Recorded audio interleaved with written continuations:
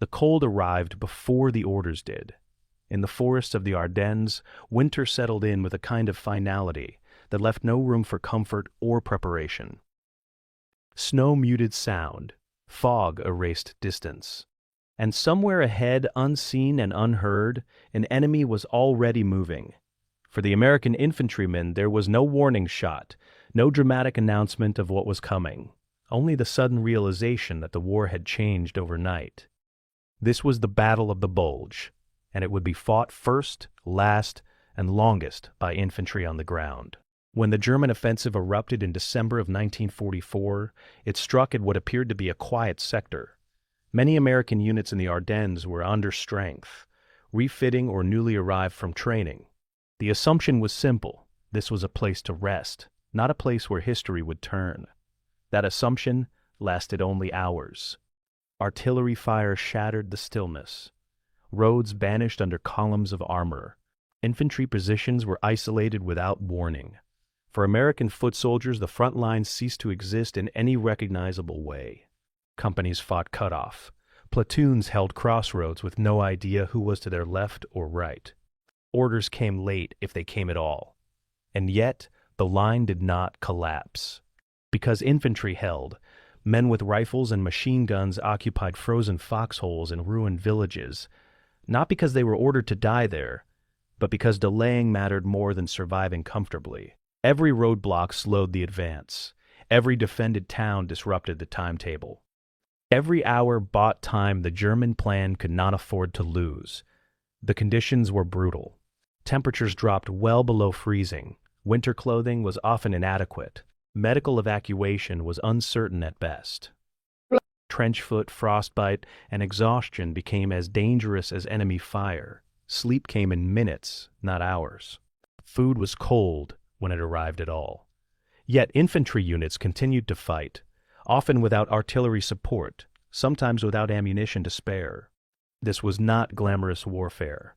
There were no sweeping maneuvers, no grand breakthroughs, only resistance layered in depth. At places like Bastogne, St. Vith, and countless unnamed villages and crossroads, infantry formations absorbed pressure far beyond what doctrine expected. They fought delaying actions, fell back, regrouped, and fought again, understanding instinctively that survival was secondary to time. German forces pushed hard. Armor rolled forward aggressively. Infantry infiltrated through woods and fields. Pressure mounted day after day. But the American infantry did not break cleanly.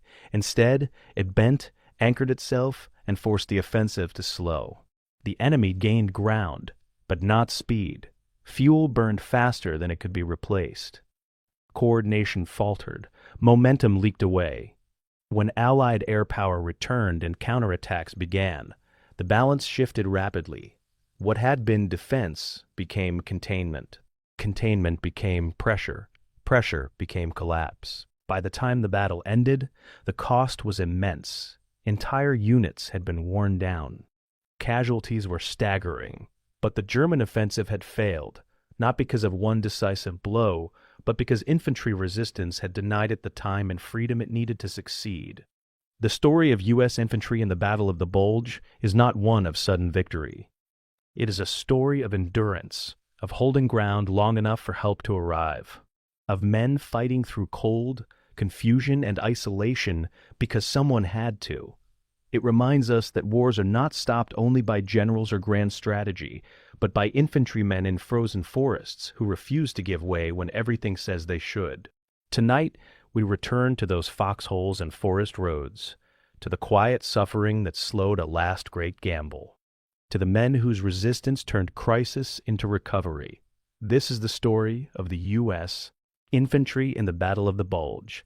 Before we continue, let me pause for a moment and hear from you.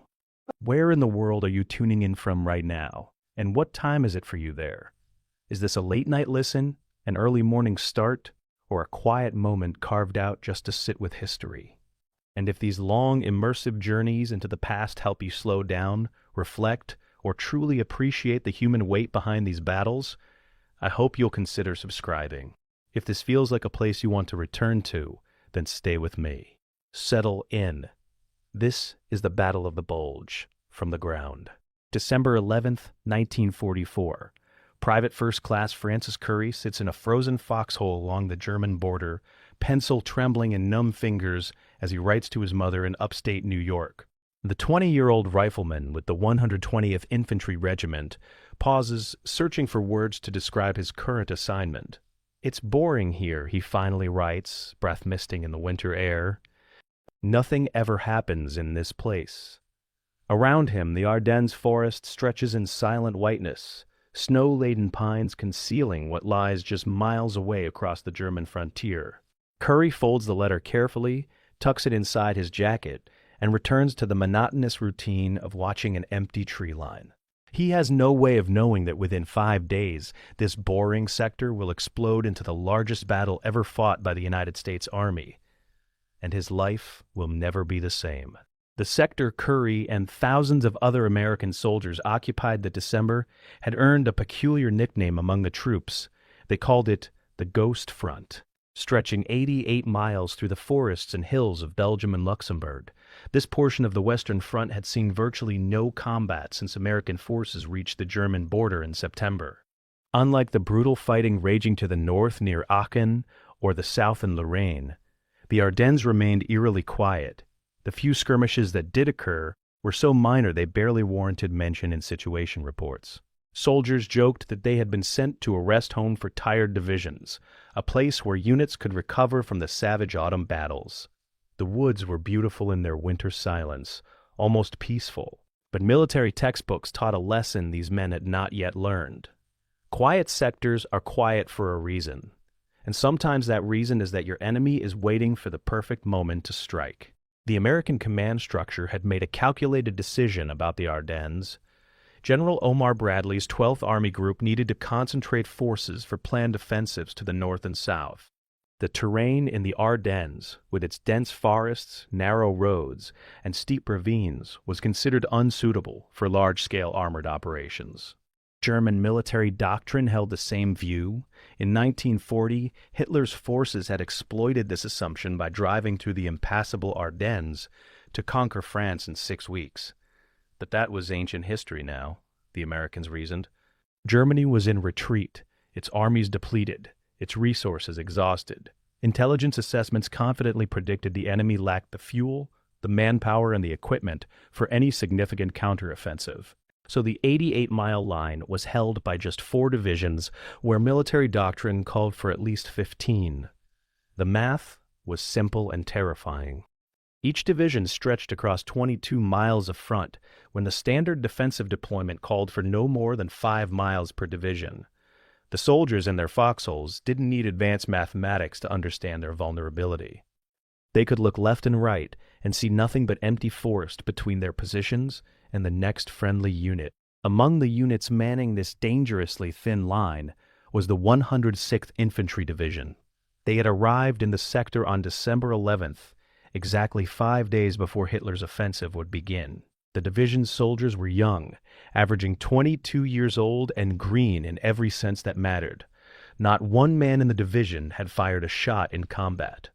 They had trained stateside for 2 years, sailed across the Atlantic in November, and rode trucks through France to their positions in Belgium without hearing a single artillery shell in anger. The veterans they were relieving, tired soldiers from divisions that had fought since Normandy, offered wry advice as they departed.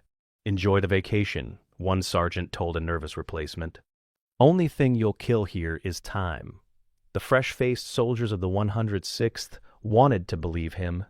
They dug their foxholes in the frozen earth, strung communications wire between positions, and settled into the routine of watch rotations and cold rations. At night, they could see lights across the border in German villages, strange after months of blackout discipline in England and France. The war seemed far away, almost abstract. But deep in the Eiffel forests on the German side, something monstrous was gathering in the darkness. Lieutenant Eric Wood exemplified the optimism and inexperience that characterized the Ghost Front. The 24-year-old artillery officer from Pennsylvania had graduated from college with honors before volunteering for service. Assigned to the 589th Field Artillery Battalion, Supporting the 106th Division, Wood approached military service with the same intellectual curiosity he had brought to his studies. In his rare free moments, he sketched the winter landscape in a small diary, his artist's eye capturing the stark beauty of the Ardennes. On December 15th, just one day before the German attack, Wood wrote an entry describing the scene before him as almost Christmas card peaceful. His sketch that day showed a village church steeple rising above snow-covered roofs, smoke curling from chimneys, children playing in a square. The young officer couldn't have known that within a week that same village would be consumed by artillery fire, or that he would be fighting for his life in these frozen woods. Wood's diary would survive him, recovered decades later, a haunting document of innocence before catastrophe. The American 8th Corps headquarters, responsible for the entire Ardennes sector, sat in the Belgian town of Bastogne. Major General Troy Middleton commanded the corps with a growing sense of unease that December. A World War I veteran, Middleton understood warfare's harsh mathematics. He had repeatedly requested reinforcements, additional artillery, and armor support for his overstretched line. Each request had been denied. The divisions he needed were committed to the offensives planned for December and January. Supreme Headquarters Allied Expeditionary Force assured him that German forces opposite his positions were weak, demoralized, and incapable of significant action. Intelligence summaries painted a picture of an enemy on the verge of collapse. But Middleton's instincts, honed through decades of military service, told him something different. His patrols reported hearing vehicle noises from the German side during the night, sounds quickly dismissed by higher headquarters as defensive repositioning. Aerial reconnaissance on December 14th captured photographs showing an unusual concentration of German supplies near the border, images that would not be analyzed until December 17th, 24 hours after the attack began. Middleton could do nothing except watch, wait, and hope his soldiers could hold if the worst happened. The atmospheric conditions that December added another layer of vulnerability to the American positions. Winter weather in the Ardennes had brought weeks of heavy fog and low clouds that grounded Allied air power. The weather forecast for mid-December predicted continued overcast conditions with visibility near zero. American forces in 1944 had grown dependent on overwhelming air superiority. Fighter bombers and tactical reconnaissance aircraft gave ground commanders an enormous advantage, providing real-time intelligence and close air support that could destroy enemy formations before they reached American lines. But clouds and fog rendered aircraft useless. Pilots couldn't see targets, and flying in such conditions risked collision and disorientation.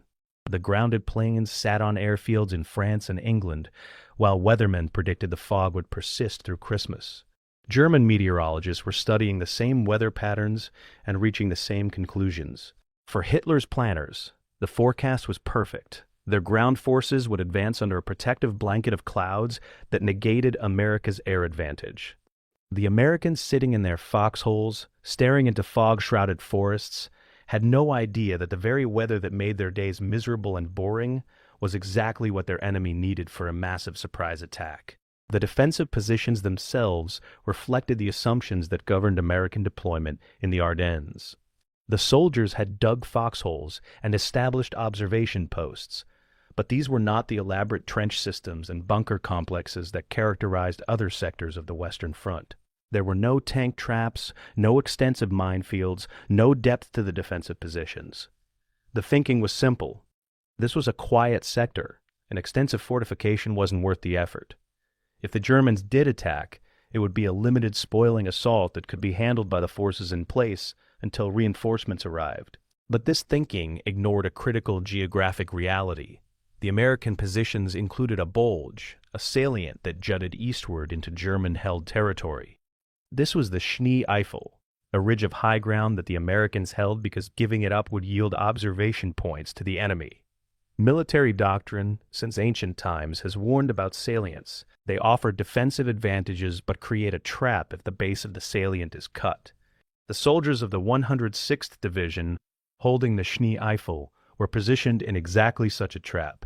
If German forces could punch through to the north and south of the ridge, the entire division would be encircled, cut off from supply and reinforcement. Maps in German headquarters had thick red arrows showing precisely this maneuver. American maps showed the Schnee Eifel as a strong defensive position. Both sides were looking at the same terrain and seeing completely different tactical realities. As December 16th dawned, the Ghost Front maintained its deceptive tranquility.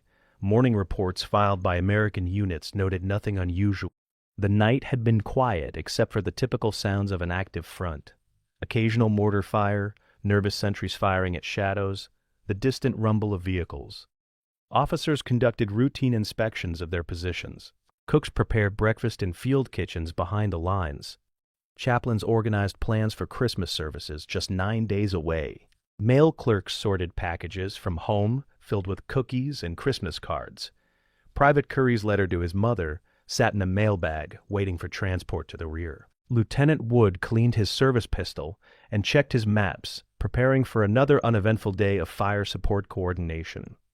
At 8th Corps headquarters, Major General Middleton reviewed situation reports over coffee, finding nothing that contradicted the intelligence assessments promising a quiet sector. In the German forests just miles away, 29 divisions, 200,000 men, 1,400 tanks, and 2,000 artillery pieces waited in absolute silence. Officers synchronized their watches. Artillery crews loaded shells and elevated their gun tubes. Tank commanders reviewed attack routes one final time. And at precisely 0530 hours, December 16, 1944, that silence would end in a roar of fire that would echo through history. The Ghost Front had lived up to its name through months of quiet, but ghosts have a way of becoming terrifyingly real when circumstances change. The American soldiers manning that thin line through the Ardennes were about to discover that assumptions about impossibility mean nothing to an enemy willing to attempt the impossible. Their comfortable routine of boring watches and quiet nights was about to be shattered by a German attack so massive, so unexpected, and so desperate that it would shock not just the frontline troops, but the entire Allied command structure from battalion headquarters to the Supreme Allied Commander himself. The soldiers in their foxholes that morning couldn't have known they were about to fight the largest battle in American military history. They couldn't have known that some would die in the coming days, some would endure capture and imprisonment, and some would perform acts of heroism that would earn them their nation's highest decorations. They knew only that they were cold, far from home, and waiting for a war that seemed to be winding down. The Ghost Front was about to become all too real, and the soldiers defending it would pay the price for their commanders' miscalculations and their enemies' desperation. September 16, 1944. Deep in the forests of East Prussia, inside the concrete bunkers of the Wolfschanze, the Wolf's Lair, Adolf Hitler gathers his senior military commanders for a meeting so secret that most have no idea why they've been summoned. The room falls silent as Hitler, visibly aged and trembling from the effects of Parkinson's disease and the recent assassination attempt, unfolds a large map across the conference table. Generals Alfred Jodl and Wilhelm Keitel leaned forward, studying the map with growing disbelief. A thick red arrow pierces through the Ardennes forest, crosses the Meuse River, and terminates at a single word: Antwerp. "Gentlemen," Hitler announces, his voice carrying the conviction that has swayed millions and led to catastrophe, "we shall yet master fate." The generals stare at the map in stunned silence. Germany is losing the war. Soviet armies are driving toward Berlin from the east. British and American forces have liberated France and stand at Germany's western border. Resources are depleted, fuel is critically short, and the Luftwaffe has been swept from the skies. And Hitler is proposing the largest German offensive since 1940, an operation that would require achieving complete surprise against an enemy that controls the air and has demonstrated overwhelming material superiority. The room remains silent, because everyone present knows that contradicting the Führer has become increasingly dangerous. But the silence also contains a terrible question. Could this insane plan possibly work? The operation Hitler outlined that day would be codenamed Wacht am Rhein, Watch on the Rhine. The name was deliberately chosen to sound defensive, to mislead German officers not involved in the planning into thinking this was preparation for defending the Rhine River against Allied attack. In reality, Hitler envisioned an offensive that would split the Allied armies in two, encircle and destroy 4 Allied armies, capture the vital port of Antwerp, and force Britain and America to negotiate a separate peace that would allow Germany to focus all resources on the Eastern Front against the Soviets. The plan was breathtaking in its ambition and staggering in its disconnection from reality. But Hitler's logic, twisted though it was, contained a kernel of strategic truth. Germany could not win a long war of attrition against the combined industrial might of America, Britain, and the Soviet Union. Germany's only chance was a dramatic, war-changing blow that would fracture the Allied coalition. If the Western Allies could be dealt a devastating defeat, perhaps they would lose the will to continue fighting for unconditional surrender. Perhaps Britain, always suspicious of Soviet intentions, could be peeled away from the alliance. Perhaps America, shocked by massive casualties and a humiliating defeat, would pressure its leaders to accept a negotiated peace. It was a desperate gamble, but for Hitler, desperation had become strategy. The generals assigned to plan and execute Wacht am Rhein were among Germany's most capable commanders. Field Marshal Gerd von Rundstedt, recalled from retirement to command in the West, would nominally lead the offensive. Field Marshal Walter Model, known for his defensive genius, would command Army Group B.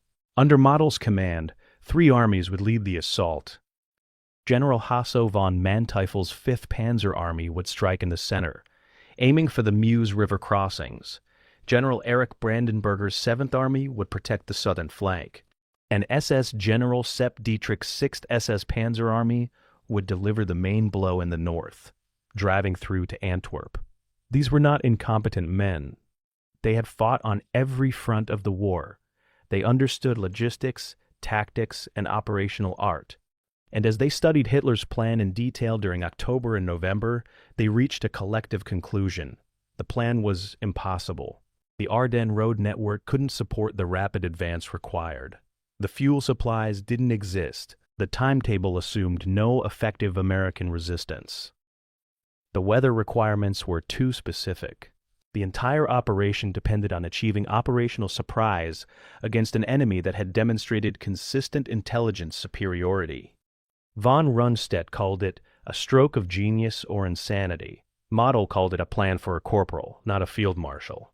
But both men knew that Hitler would not be dissuaded, so they focused on making the impossible plan slightly less impossible. The assembly of forces for Wacht am Rhein represented one of the most remarkable achievements of German military organization in World War II. Through October and November of 1944, while fighting desperate defensive battles on all fronts, Germany secretly concentrated 29 divisions in the Eifel region opposite the Ardennes. The force totaled over 200,000 men, 1,400 tanks and assault guns, and 2,600 artillery pieces. This was not a collection of depleted, demoralized units. Hitler had stripped his most effective divisions from other fronts, including several SS Panzer divisions that represented Germany's elite armored forces. The 6th SS Panzer Army alone contained 4 SS Panzer divisions with hundreds of the latest Panther and Tiger tanks. The troops were given priority for food, ammunition, and what little fuel Germany could scrape together.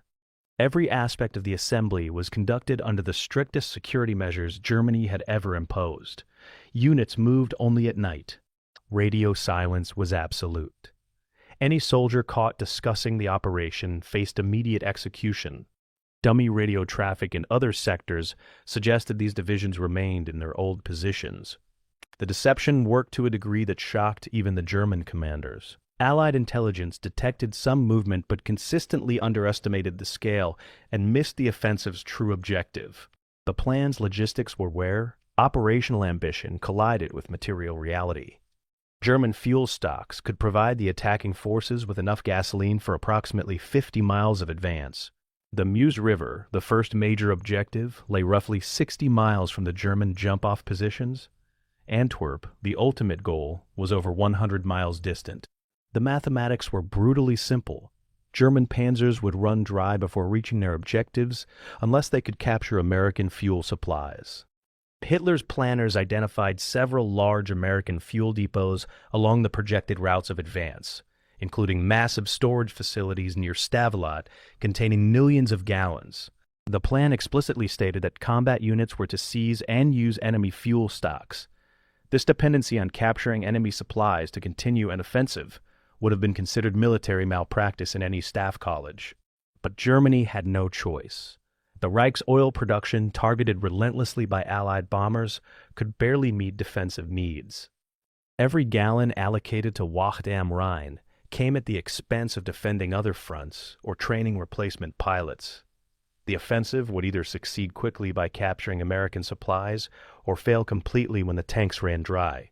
There was no middle ground, no opportunity for a sustained campaign. It was victory in days or catastrophic defeat. Special operations would support the main assault in ways that revealed both German creativity and desperation. Otto Skorzeny, the SS commando who had rescued Mussolini from Italian captivity in 1943, received orders to form a special brigade for Operation Greif. Skorzeny's mission was to infiltrate small teams of English-speaking German soldiers wearing American uniforms behind enemy lines. These commandos would seize bridges, cut communications, spread false orders, and create chaos in the American rear areas. The operation violated the laws of war. Any soldier caught in enemy uniform could be executed as a spy. But Skorzeny recruited volunteers who understood the risks. Meanwhile, Colonel Friedrich August Freiherr von der Heyte, a veteran paratrooper, received orders to prepare a nighttime paratroop drop behind American lines to block reinforcements. Von der Heyte's mission was nearly suicidal. He would have 1,200 paratroopers, many inexperienced, dropped at night in winter weather to seize a vital crossroads and hold it alone against American counterattacks. When von der Heyte protested that his force was insufficient, he was told that the paratroopers only needed to hold for 204 hours before the panzers arrived. The colonel didn't believe the panzers would arrive in time, but he prepared his men anyway. One armored formation exemplified both the power and the moral bankruptcy of the SS units leading the offensive. Kampfgruppe Piper, named for its commander, SS Lieutenant Colonel Joachim Piper, consisted of 4,000 SS troops and 600 vehicles, including over 100 tanks and assault guns from the 1st SS Panzer Division. Piper was 30 years old, a veteran of the Eastern Front where he had witnessed and participated in the savage no-quarter warfare that characterized the German-Soviet conflict. His orders for Wacht am Rhein were explicit: reach the Meuse River bridges within 48 hours by any means necessary, showing wave-making energy and ruthlessness. Piper understood his mission required speed above all else. His route, designated Rollbahn D, would take him through narrow forest roads, small villages, and over multiple river crossings. He couldn't afford to be slowed by American resistance. He couldn't afford to be slowed by concerns about civilians.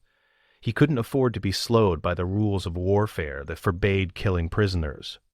The phrase "any means necessary" would soon reveal its horrifying implications. Kampfgruppe Piper would become the spearhead of the entire offensive and would also become responsible for some of the war's worst atrocities on the Western Front. By December 15, 1944, everything was ready. The assault divisions occupied their final positions in the forests opposite the American lines. Artillery regiments moved their guns into firing positions under cover of darkness, carefully surveyed and registered on their target coordinates. Tank columns sat on forest trails, engines cold and silent waiting for the order to advance. In command posts, officers synchronized watches and reviewed their orders one final time. The attack would begin at 0530 hours on December 16th, with a massive artillery bombardment along the entire 88-mile front. 30 minutes later, the infantry would advance. An hour after that, the panzers would roll. The plan called for German forces to reach the Meuse within 2 days, cross it on the 3rd day, and drive on to Antwerp by day 7. Every commander who studied these timelines knew they were unrealistic. American resistance would be tougher than assumed. Roads would become clogged. Fuel would run short. But those same commanders also understood that this was Germany's last chance. If Wacht am Rhein failed, the war was irretrievably lost. If it succeeded, even partially, perhaps the Third Reich could survive a few months longer. Perhaps some sort of negotiated peace might emerge. Perhaps the Western Allies and Soviets would fall out with each other. Perhaps miracles happened. On the cold evening of December 15th, German soldiers sat in their positions, checked their weapons, wrote final letters home, and waited for dawn. The artillery commanders received their final briefing as midnight passed and December 16th began. They commanded over 2,000 guns, ranging from light field pieces to enormous railway artillery. Every gun had been carefully positioned and aimed at specific targets: American command posts, supply dumps, road junctions, artillery positions. The bombardment would be the heaviest concentration of German artillery fire on the Western Front since 1940. It would last approximately 90 minutes, designed to obliterate American forward defenses and sever communications before the Americans could call for reinforcements or artillery support. Then the guns would shift to rolling barrage, moving ahead of the advancing infantry to suppress any remaining resistance. The colonel commanding one artillery regiment checked his watch at 0525. 5 minutes. Around him in the darkness, gun crews stood ready, shells loaded, lanyards in hand. At 0529, the colonel raised his hand. At 0530 precisely, his hand dropped. The forest erupted in fire. The soldiers of the Ghost Front were about to discover that their quiet sector was about to become the center of the largest battle in American history. The assumptions that had governed their deployment, the calculations that suggested the Ardennes was safe, the intelligence assessments that declared Germany incapable of major offensive action, all of these were about to be proven catastrophically wrong. Hitler's last throw of the dice was airborne, and 200,000 German soldiers were advancing toward 88 miles of American line, held by just 4 divisions. What happened next would shock the Allied command structure, threaten the entire campaign in Northwest Europe, and test American soldiers to the absolute limits of their endurance. The Ghost Front was about to become very real indeed. 5:30 a.m., December 16, 1944. Private John Schaffner of the 106th Infantry Division huddles in his foxhole somewhere in the frozen forests along the German border, trying to sleep through another bitter cold night. He is 19 years old. He has been in Europe for less than 2 weeks. He has never been in combat. The darkness is absolute, the forest silent except for the whisper of wind through frozen pines. Then the world explodes. The flash comes first, a simultaneous eruption of light from the German side that turns night into nightmare. Before Schaffner can process what his eyes are seeing, the sound arrives, a roar so immense that it transcends hearing and becomes physical force. The earth heaves beneath him. His foxhole, dug with such effort into the frozen ground, collapses partially from a near miss. Dirt and snow shower down. He can't hear his own screaming. Around him, across 88 miles of front, 2,000 German artillery pieces have opened fire in perfect synchronization. The largest German bombardment on the Western Front since 1940 has begun. The Ghost Front is dying in fire, and Private Schaffner's war, along with that of thousands of other Americans, is beginning in the worst possible way. The German artillery barrage that opened the Battle of the Bulge was designed to accomplish multiple objectives simultaneously. The first was simple destruction of American forward positions. High explosive shells rained down on known foxhole locations, observation posts, and forward command positions. The German guns had been carefully registered during the preceding weeks, their crews using nighttime ranging shots disguised as routine harassment fire to determine precise distances and elevations. Now that preparation paid dividends as shells fell with devastating accuracy. But destruction was only part of the plan. The barrage also targeted American artillery positions, attempting to destroy or suppress the guns that could deliver counter-battery fire and defensive support. Simultaneously, shells struck command posts and communication centers, cutting the telephone wires that connected frontline units to higher headquarters. The Germans had studied American defensive doctrine and understood that American units depended on rapid communication with supporting arms. Cut those communications, and even intact units became isolated and vulnerable. Finally, the Germans employed a psychological weapon that added terror to destruction. Searchlights positioned behind the German lines were aimed upward at a 45-degree angle, bouncing their beams off the low winter clouds. This created an artificial moonlight that illuminated the battlefield, turning night into a ghostly twilight that disoriented defenders and aided German infantry advancing in the gloom. Lieutenant Lyle Buch commanded an 18-man intelligence and reconnaissance platoon from the 99th Infantry Division positioned at Lanzareth, a small village on a ridgeline overlooking a key road junction. Buch's platoon occupied an isolated position ahead of the main American line, their mission to provide early warning of any German activity. At 0530, the artillery barrage woke Buch and his men in their log-covered dugouts. The lieutenant scrambled to his observation post and peered toward the German lines. Through the artificial twilight created by the searchlight technique, he saw something that froze his blood. Hundreds of German soldiers were advancing in dense formations across the open ground before his position. These weren't ragged Volksgrenadier troops. These were paratroopers, well-equipped and moving with professional discipline. Behind them, Buch could see vehicles, probably the reconnaissance elements of an armored division. His 18 men, armed with rifles and a few machine guns, faced what he quickly estimated as an entire battalion at minimum. Buch grabbed his radio, desperately trying to report what he was seeing. The radio was dead. The artillery barrage had severed every wire connection, and something, whether battle damage or the cold, had killed his wireless set. Lieutenant Buch and his 18 men were alone, watching an army advance toward them, with no way to call for help. The choice before them was simple. They could abandon their position and run, or they could fight. Buch looked at his men, saw them checking their weapons and preparing their positions.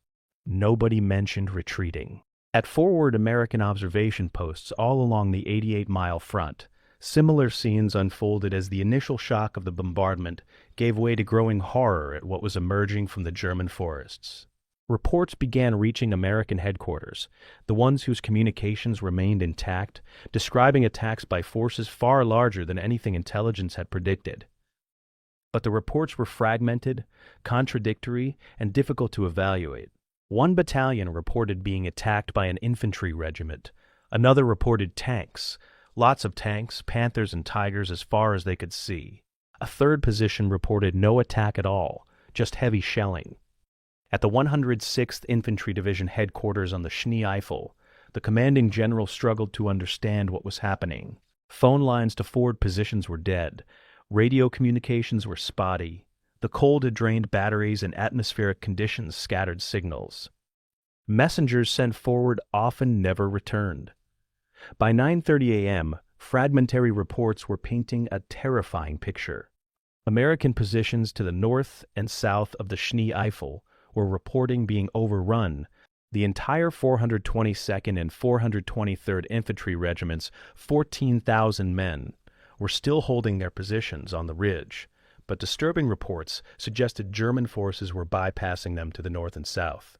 If those German spearheads reached the roads behind the ridge, the two regiments would be cut off, surrounded, and trapped. The chaos in American positions was amplified by German special operations.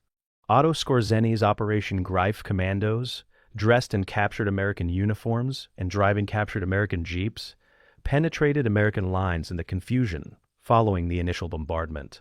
Their mission was sabotage and deception, not direct combat. Small teams cut telephone wires that had survived the artillery barrage. They reversed road signs, sending American reinforcements driving in wrong directions. Some posed as military police at crossroads, directing traffic away from threatened sectors. Others spread false rumors and orders, claiming that entire divisions had been destroyed or that generals had ordered retreats. The commandos were few in number. Skorzeny had recruited only about 200 men who spoke sufficient English and found enough captured equipment to outfit. But their effect vastly exceeded their numbers because they created an atmosphere of pervasive distrust.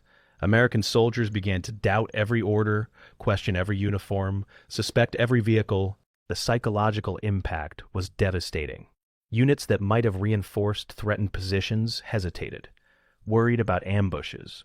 Soldiers who should have been fighting spent time checking identification papers and asking test questions about American culture to verify that the person they were talking to was really American. Operation Greif achieved its goal not through what it actually accomplished, but through what Americans feared it might accomplish. The German infantry advancing behind the artillery barrage found American defenses in varying states of readiness. Some positions had been obliterated, their occupants killed or so shell-shocked that they offered no resistance. Other positions had survived the bombardment relatively intact and opened fire on the advancing Germans with rifles, machine guns, and mortars. The German tactics varied by unit and terrain. Volksgrenadier divisions, composed of older soldiers and recent conscripts, attacked in dense formations that relied on numbers to overwhelm defenders. SS and regular army divisions used more sophisticated infiltration tactics, bypassing strong points to push deep into American rear areas while follow-on forces dealt with isolated defenders. The American soldiers facing this onslaught fought with courage that surprised themselves as much as it frustrated the Germans. Many of these men had never fired their weapons in anger. Many had been in the Ardennes for less than a week. But when German infantry came out of the fog and smoke, they fought. Foxhole by foxhole, farmhouse by farmhouse, village by village, green American troops discovered reserves of courage and determination they hadn't known they possessed. But courage couldn't overcome the basic mathematics of the situation. They were outnumbered, outgunned, and in many cases surrounded. Fighting could delay the German advance, but not stop it. Back at Lanzerath, Lieutenant Boke's 18-man platoon was demonstrating what determined defenders in good positions could achieve against overwhelming odds. German paratroopers from the 1st SS Panzer Division's Reconnaissance Battalion had expected to brush aside the small American position and secure the village for the panzers that would follow. Instead, they ran into a firestorm. Bauck's men, fighting from carefully prepared positions with excellent fields of fire, stopped the first German assault cold. The Germans regrouped and attacked again. Again, Bauck's machine guns and rifles shredded the assault. Through the morning and into the afternoon, the Germans attacked repeatedly, unable to believe that such a small force was holding them. By evening, the Germans had committed over 500 men to the assault. Buch's platoon had suffered casualties, but they still held. Their stand was delaying the entire 1st SS Panzer Division. Kampfgruppe Piper, scheduled to be racing toward the Meuse River, was stuck in traffic behind Lanzerath because the road couldn't be cleared.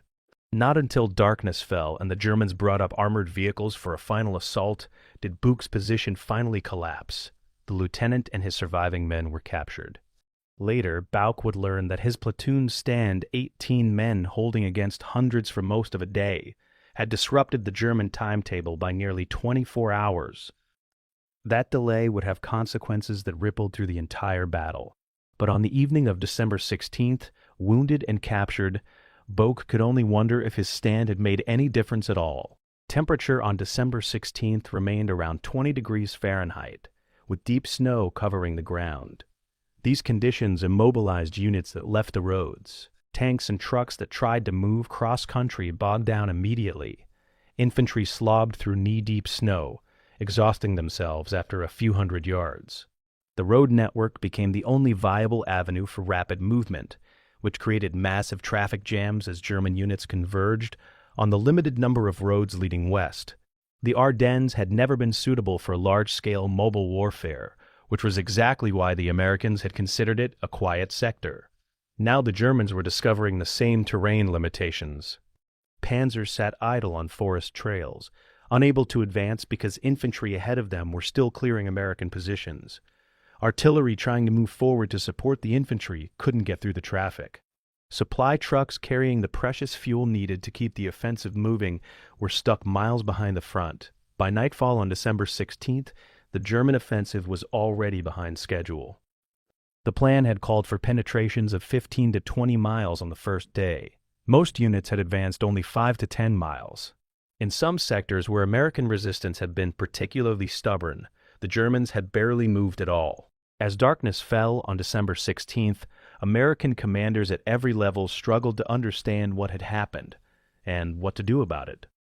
At the 8th Corps headquarters in Bastogne, Major General Middleton compiled reports from his battered divisions. The situation was chaotic, but certain facts were becoming clear. This was not a local counterattack or a spoiling offensive. This was a major German operation, possibly involving 20 or more divisions. American positions all along the front were under heavy pressure. Communications remained spotty, but enough reports had filtered through to confirm that German forces had achieved penetrations in multiple sectors. Middleton immediately began calling higher headquarters, requesting reinforcements and trying to convey the seriousness of the situation. At the 12th Army Group headquarters in Luxembourg, General Bradley received Middleton's reports with initial skepticism. A major German offensive? Impossible. Intelligence had confirmed that Germany lacked the resources. This had to be a spoiling attack designed to disrupt Allied offensive plans. Shouldn't last more than a few days. Bradley would later admit that his first reaction had been disbelief, a disbelief that delayed the Allied response by critical hours. At Supreme Headquarters in Versailles, the initial reports barely registered. General Eisenhower's staff was focused on planning future operations, not on what seemed like a minor German counterattack in a quiet sector. The Battle of the Bulge had begun, but the Allied command structure didn't yet understand they were in a battle at all. Private Schaffner, if he survived that first terrible day, if his foxhole hadn't taken a direct hit, if he hadn't been captured in the first German assault, would have spent the night of December 16th huddled in whatever cover he could find, listening to the sounds of battle echoing through the darkness. Vehicle engines, some German, some American, artillery fire, though much reduced from the morning bombardment, small arms fire crackling in the distance as isolated firefights continued, and occasional screams, sometimes in English, sometimes in German, as wounded men called for medics who might never come. The temperature dropped below 20 degrees. Men without proper winter clothing shivered uncontrollably. Men with winter clothing shivered anyway. Those who tried to sleep dreamed of home and woke to the nightmare of reality. Those who stayed awake stared into the darkness, wondering what dawn would bring. They had survived the first day of the Battle of the Bulge. Tomorrow would reveal whether they had survived to see liberation or had merely survived to face an even worse day. The Ghost Front had been shattered in less than 24 hours. What remained were thousands of American soldiers scattered across the Ardennes, isolated, confused, often cut off from their units and their commands, but still fighting. How they fought in the days ahead would determine whether Hitler's last gamble succeeded or failed. December 16, 1940, 4:30 o'clock in the afternoon. At Supreme Headquarters Allied Expeditionary Force in Versailles, a staff officer interrupts a planning meeting to hand General Eisenhower a message. The Supreme Commander reads it quickly, his expression unchanging. German forces have attacked in the Ardennes sector. Heavy fighting reported. Eisenhower passes the message to his Chief of Staff, General Walter Bedell Smith, and returns to the meeting. The interruption has lasted perhaps 30 seconds. The planning meeting continues, focused on the upcoming Allied offensives scheduled for January 1945. Eisenhower isn't dismissing the German attack, but his intelligence staff has spent months assuring him that Germany lacks the capacity for major offensive operations. The German army is in retreat on all fronts, its fuel supplies critically depleted, its units under strength and demoralized. So this attack in the Ardennes must be a spoiling offensive, a desperate attempt to disrupt Allied offensive preparations by forcing a temporary diversion of forces. Regrettable, but manageable. The meeting continues. Outside Versailles, in the forests of Belgium and Luxembourg, American soldiers are dying by the hundreds, and nobody at Supreme Headquarters yet understands that the war has just fundamentally changed. The intelligence failure that preceded the Battle of the Bulge represented one of the most significant lapses in Allied military intelligence during World War II. The failure occurred at multiple levels and resulted from a combination of factors: overconfidence, confirmation bias, and the successful German deception operation. Allied intelligence, particularly the G2 section at Supreme Headquarters, Allied Expeditionary Force, had developed an analytical framework that declared major German offensive action impossible. Germany's fuel production, hammered by Allied bombing, had dropped to levels that could barely sustain defensive operations. German divisions on all fronts were under strength, many reduced to one-third their authorized personnel. The Luftwaffe had been swept from the skies and could no longer provide air cover for ground operations. Based on these facts, intelligence officers concluded that Germany would focus all available resources on defending against Allied attacks. Any German counterattacks would be limited. Local affairs designed to disrupt Allied preparations, but not to achieve operational or strategic objectives. This analytical framework was so deeply embedded in Allied thinking that it caused intelligence officers to dismiss or misinterpret evidence that contradicted it. When reports came in of German units moving toward the Ardennes, these were interpreted as defensive repositioning. When agents reported increased train traffic in the Eifel region, this was assumed to be normal supply operations. The framework didn't allow for the possibility that Germany might attempt the impossible. General Omar Bradley commanded the 12th Army Group, which included all American forces in the Ardennes sector. Bradley's headquarters sat in Luxembourg, close enough to the front that he should have been immediately aware of any major attack. On the evening of December 16th, as fragmented reports arrived from the front, Bradley conferred with his intelligence staff. The reports were concerning, certainly. Multiple divisions reporting heavy attacks. German armor confirmed in several sectors. But Bradley's intelligence officers provided context. Yes, the Germans were attacking, but this appeared to be a spoiling offensive with limited objectives, probably designed to disrupt the planned American offensive toward the Ruhr dams. Intelligence estimated the Germans had committed perhaps 8 to 10 divisions, a significant force but not enough to achieve any strategic objective. Bradley accepted this assessment. It aligned with what he believed about German capabilities. His bigger concern was that this spoiling attack might delay his offensive plans. If he had to divert divisions to deal with this German attack, it would push back the Ruhr offensive by weeks. Bradley called Eisenhower that evening and suggested that they monitor the situation but not overreact. "It's probably a spoiling attack," Bradley told the Supreme Commander. "They're trying to disrupt our offensive." Eisenhower agreed. Both men went to bed that night believing they understood the situation. They were catastrophically wrong. December 17th brought the first serious aerial reconnaissance since the German attack began. Weather had been too poor on the 16th for effective reconnaissance flights. But on the morning of the 17th, a temporary break in the weather allowed American observation aircraft to get airborne. The pilots who flew over the Ardennes that morning couldn't believe what they saw. Roads packed with German vehicles for miles, tank columns moving west, artillery positions everywhere, supply depots being established.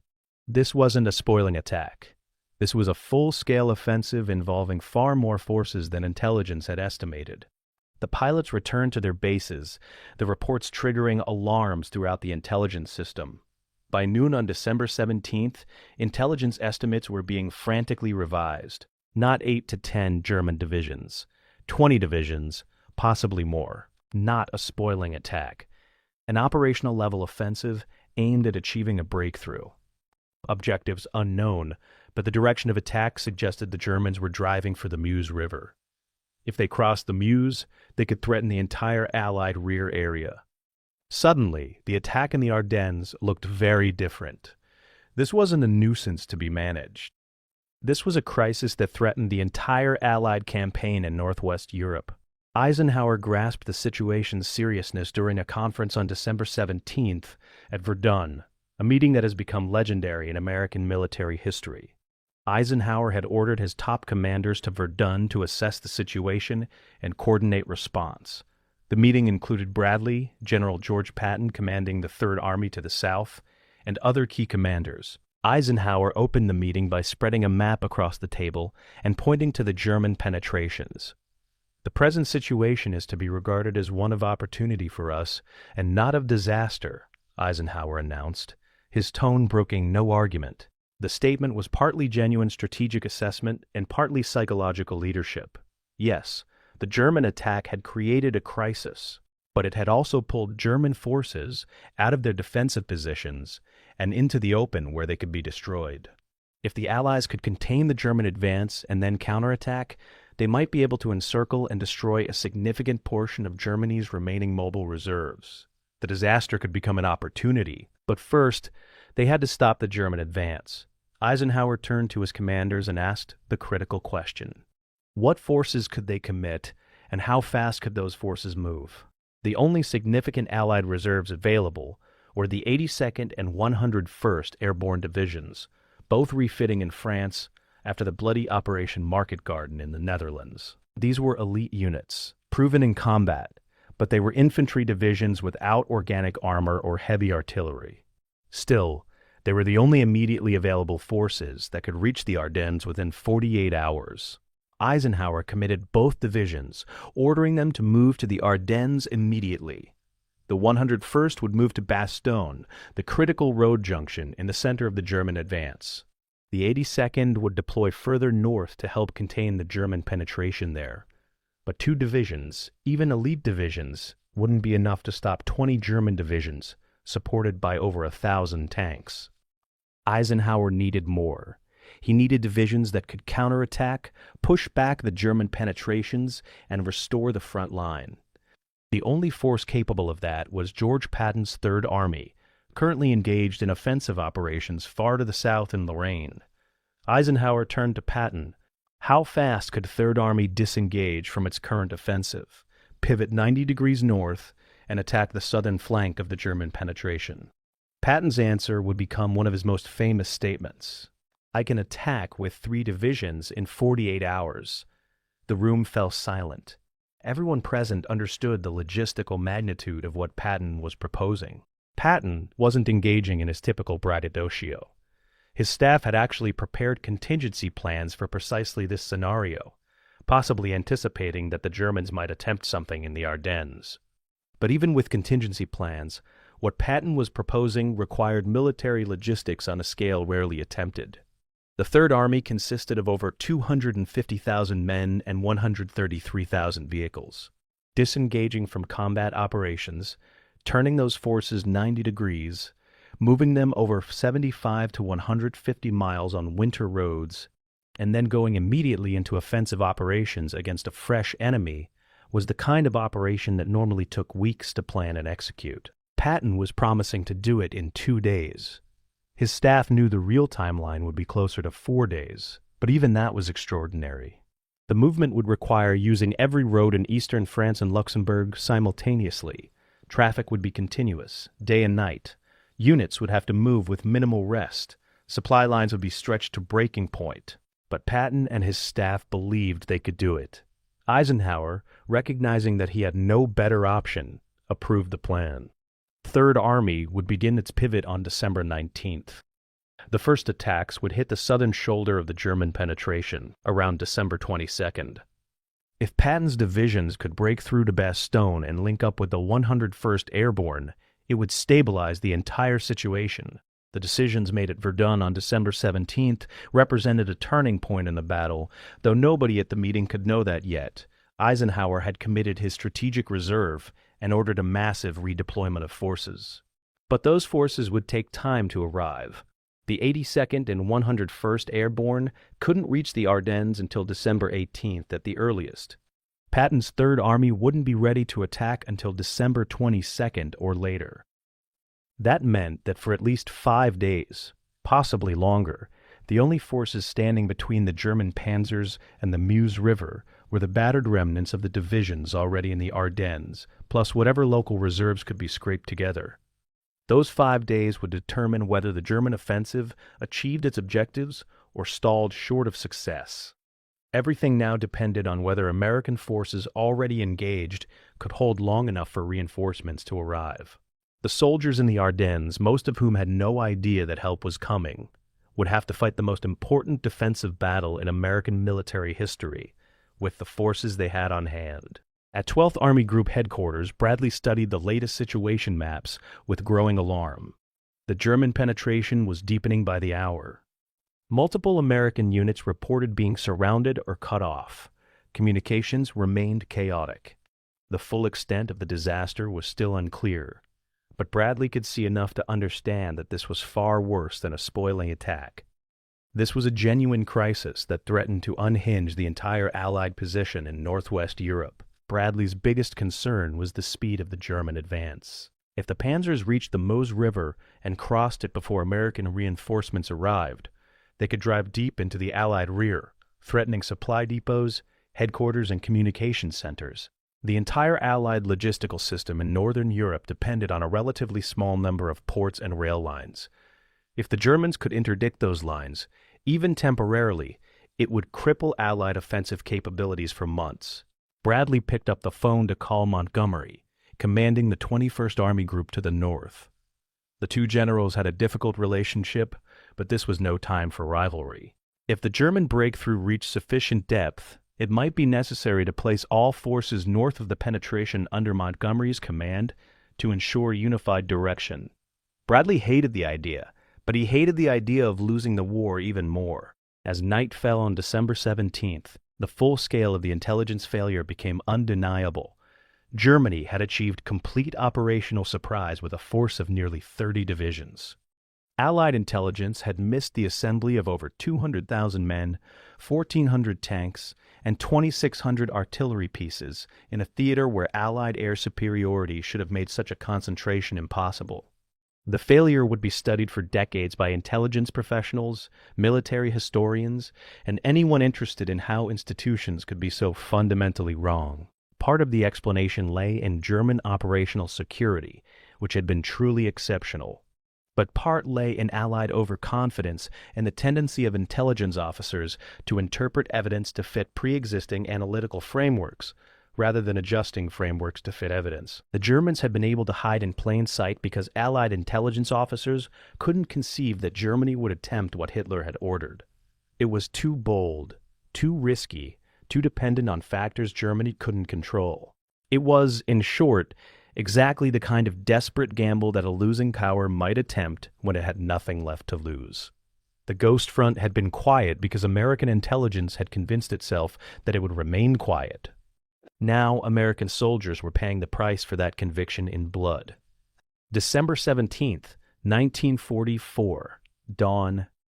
Colonel George Deschenaux, commander of the 422nd Infantry Regiment, stands outside his command post on the Schnee-Eifel Ridge and tries to make sense of the reports flooding in from his battalions. The news is uniformly bad. German forces have punched through American positions to the north and south of the ridge. The road junction at Schoenberg, the only viable route off the Schnee-Eifel, is reported to be in enemy hands. Radio communications with division headquarters are intermittent at best. The last clear message Deschenaux received ordered him to hold at all costs. But hold for what? Hold for how long? And most critically, hold with what? His regiment and the 423 Regiment to his south, 14,000 men total, are sitting on a ridge that juts eastward into German-held territory. If the Germans control the roads behind them, these two regiments aren't defending a position. They're sitting in a trap. Deschenaux is 43 years old, a career officer who is trained for situations like this. But all his training assumed that American forces would maintain communications, that supplies would arrive, that help would come if the situation became untenable. None of those assumptions are valid anymore. Colonel Deschenaux stares at his map and contemplates a question no American officer wants to face. Has his regiment already lost this battle, and they just don't know it yet? The Schnee-Eifel is a north-south ridgeline that forms part of the German-Belgian border region. It's not particularly high, perhaps 1,500 feet at its maximum elevation, but in the relatively flat terrain of the Ardennes, it provides excellent observation over the surrounding area. American forces had seized the ridge in September 1944 during the initial advance to the German border. Military doctrine is clear about such positions. Observation points have tactical value, but create salients that are vulnerable to encirclement. The proper response is either to fortify the salient heavily or to withdraw to a more defensible line. The American command had done neither. The 106th Division had been ordered to hold the Schnee-Eifel without the resources to properly fortify it, creating exactly the vulnerability that German planning had identified. On their attack maps, German staff officers had drawn red arrows converging north and south of the ridge, meeting at Schoenberg to cut off the salient. The German 5th Panzer Army commander, General Hasso von Manteuffel, had personally overseen the planning for this encirclement. It was a textbook operation, the kind taught in military academies. Punch through on both flanks of a salient, drive to the rear, cut the road network, and the defenders trapped inside would have three choices: break out, be destroyed, or surrender. Private Paul Stern was 19 years old, a rifleman in the 422nd Regiment who had been in Europe for exactly 16 days. On the morning of December 17th, Stern and his squad huddled in their foxholes on the forward slope of the Schnee Eifel, watching German infantry probe their positions. The artillery barrage on the 16th had been terrifying, but hadn't caused many casualties in Stern's company. The Germans had focused their bombardment on other sectors, but now Stern could see that his company was facing a dilemma. Directly to their front, German forces appeared relatively inactive, just occasional patrol activity. But behind them, to the west, Stern could hear heavy fighting, artillery fire, tank engines, small arms fire that suggested major combat. The sounds were coming from the direction of Schönberg, which meant that German forces were somewhere between Stern's position and what should be American-held territory. The squad leader, a sergeant from Michigan who had been with the regiment since training, climbed into Stern's foxhole. "I think we're cut off," the sergeant said quietly. Stern looked at him, not understanding. "Cut off from what?" "From everyone," the sergeant replied. "I think the Germans are behind us." The situation map at 106th Division headquarters on the morning of December 17th revealed the nightmare that Colonel Deschanel was beginning to understand from his position on the ground. The 18th Volksgrenadier Division had attacked through the Lossheim Gap north of the Schnee Eifel, brushing aside American screening forces and driving west toward Schönberg. Simultaneously, the 62nd Volksgrenadier Division had attacked south of the ridge, achieving similar success. Both German divisions had bypassed the Schnee Eifel itself, recognizing that the ridge's steep slopes and prepared American positions made direct assault too costly.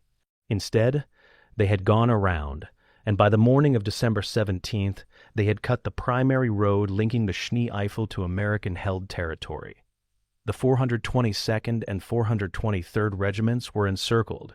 They still held their positions. They still had ammunition and food for a few days. But they were isolated, cut off from supplies, reinforcements, and direction. The division commander, Major General Alan Jones, faced an agonizing decision.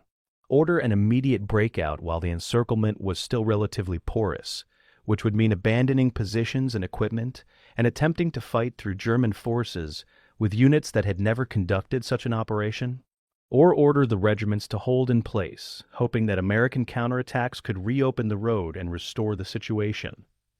General Jones chose to order the regiments to hold. It was the worst possible decision.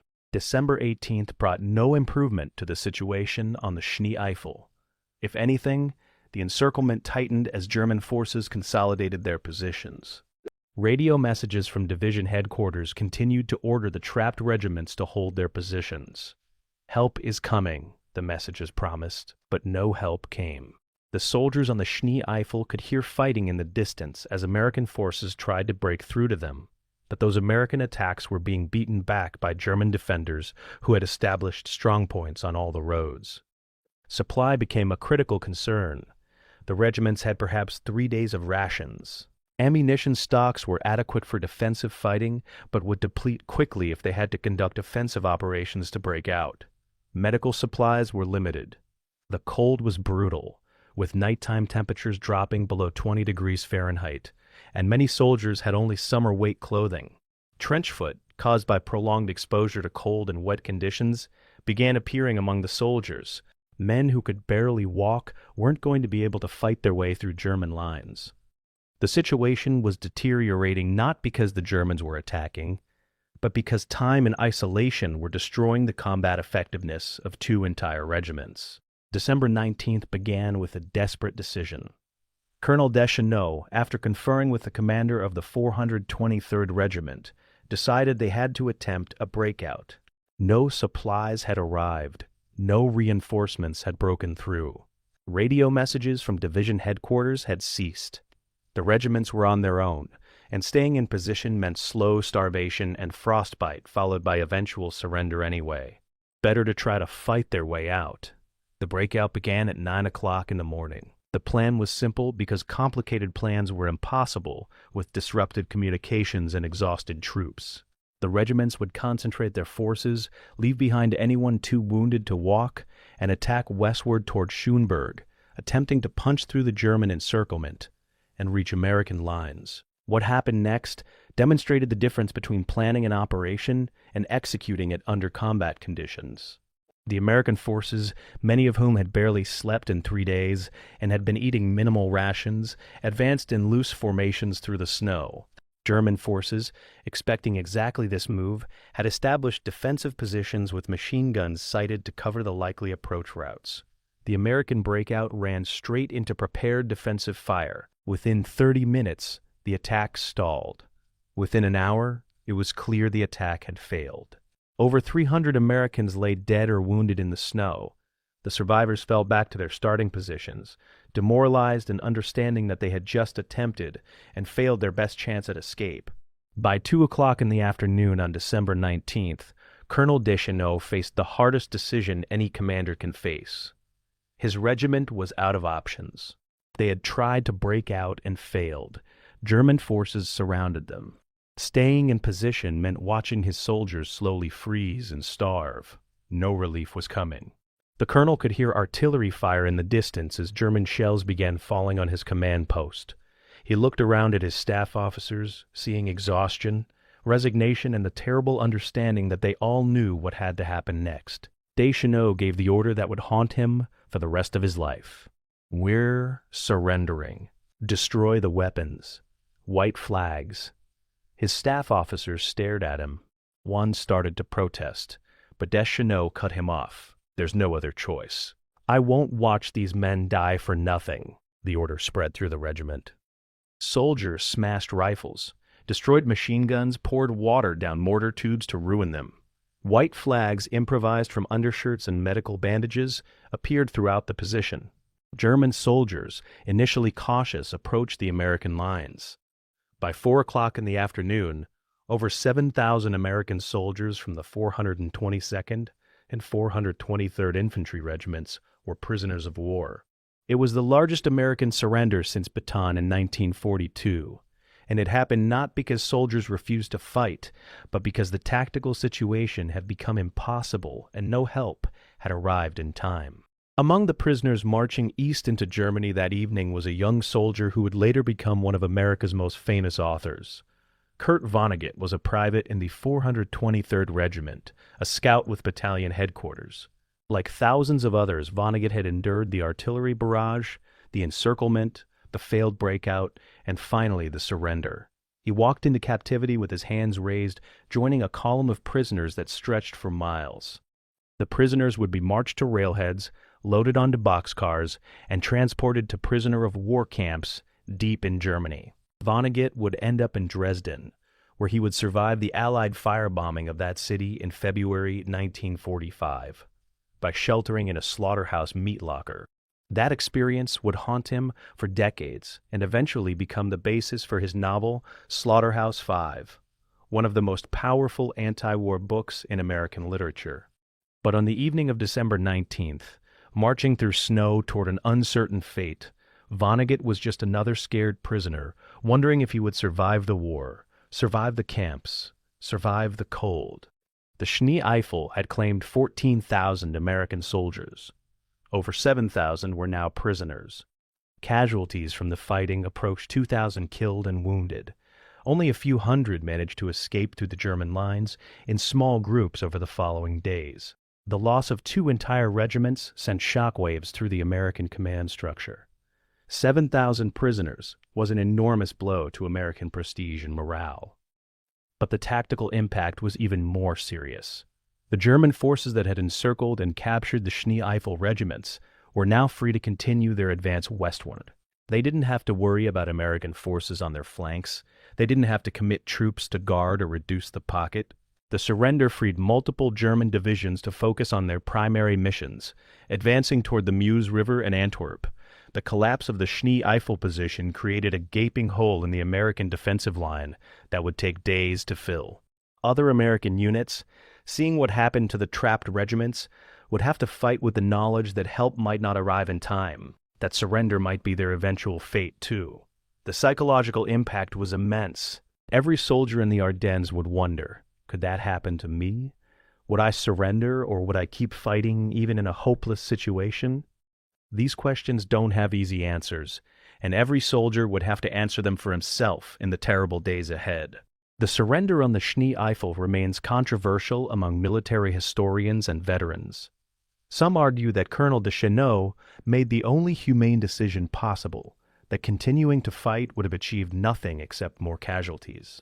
Others argue that the regiments should have attempted to hold out longer, that their position tied down German forces and delayed the German advance, that surrender was premature.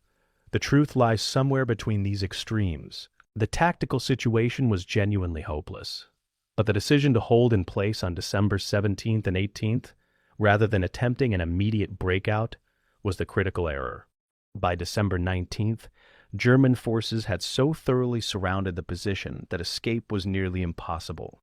The real tragedy is that 14,000 soldiers found themselves in an impossible situation, not primarily because of their own mistakes, but because of command decisions made above their level and intelligence failures that put them in an untenable position in the first place. Private Stern, Colonel Deschenaux, Kurt Vonnegut, and 7,000 others would spend the rest of the war in German prison camps, surviving on starvation rations, enduring bitter cold, wondering if they would ever see home again. They had become prisoners not because they lacked courage, but because wars are won or lost by factors far beyond the control of individual soldiers. December 17th, 1940, 4:10 o'clock in the morning. SS Lieutenant Colonel Joachim Peiper stands in the commander's hatch of his lead Panther tank as Kampfgruppe Peiper rolls into the small Belgian town of Bullingen. His column has spent the previous day fighting through American positions, delayed by traffic jams and stubborn resistance. Now, as his tanks enter Bullingen, Peiper spots something that makes him grab his binoculars. Dozens of them parked at what appears to be a supply depot on the edge of town. Peiper's fuel gauges are already showing dangerously low levels. His entire offensive depends on capturing American fuel because German logistics can't provide enough gasoline to reach his objectives. The standing orders for his battle group explicitly state that he must seize enemy fuel dumps to continue the advance. Without captured fuel, Kampfgruppe Peiper will grind to a halt somewhere in the Belgian forests, and the entire northern thrust of the German offensive will fail. Peiper orders his lead tanks forward, bypassing American defensive positions to race directly for the fuel depot. Within 30 minutes, his troops have secured the depot without significant fighting. The Americans, surprised by the sudden appearance of German armor, abandon the position with minimal resistance. Peiper's men immediately begin refueling from captured supplies. 50,000 gallons of American gasoline flows into German tanks. The race for fuel has begun, and for the moment, the Germans are winning. Hitler's entire Ardennes offensive rested on a logistical gamble so desperate that no military academy would have approved it as a staff college exercise. German fuel production in late 1944, devastated by Allied strategic bombing of synthetic fuel plants, provided barely enough gasoline to meet defensive needs across all fronts. Allocating fuel for a major offensive meant stripping other sectors to dangerously low levels. The reserves assembled for Wacht am Rhein represented nearly everything Germany could scrape together, and those reserves would allow the attacking panzers to advance approximately 50 miles before their fuel tanks ran dry. But the Meuse River, the first major operational objective, lay roughly 60 miles from the German start lines. Antwerp, the ultimate strategic goal, was over 100 miles distant. The mathematics were brutally simple. German forces could not reach their objectives on German fuel alone. They had to capture American fuel supplies to continue advancing. This wasn't a contingency plan or a desirable option. It was an absolute requirement. If Kampfgruppe Peiper and the other spearhead units failed to capture American fuel depots, the offensive would die not from combat losses, but from empty gas tanks. It was the kind of plan that reflected either desperate genius or suicidal madness, and Hitler's Germany in December 1944 embodied both. The Americans had established extensive fuel storage facilities throughout Belgium and Luxembourg to support their own offensive operations. These depots contained millions of gallons of gasoline, diesel, and other petroleum products. The depots weren't fortified positions. They were logistics sites, defended by small guard detachments and assumed to be safely behind the front lines. German intelligence had identified several major fuel storage facilities along the projected routes of advance, and German commanders had specific orders to seize these depots intact if possible. Camp Group A Piper's route, designated Rollbahn D on German planning maps, passed within miles of several large American fuel depots. The capture of Bollingen's 50,000 gallons on December 17th gave Piper enough fuel to continue his advance, but it wasn't nearly enough to reach the Meuse. Piper studied his maps that afternoon, looking for the next fuel depot.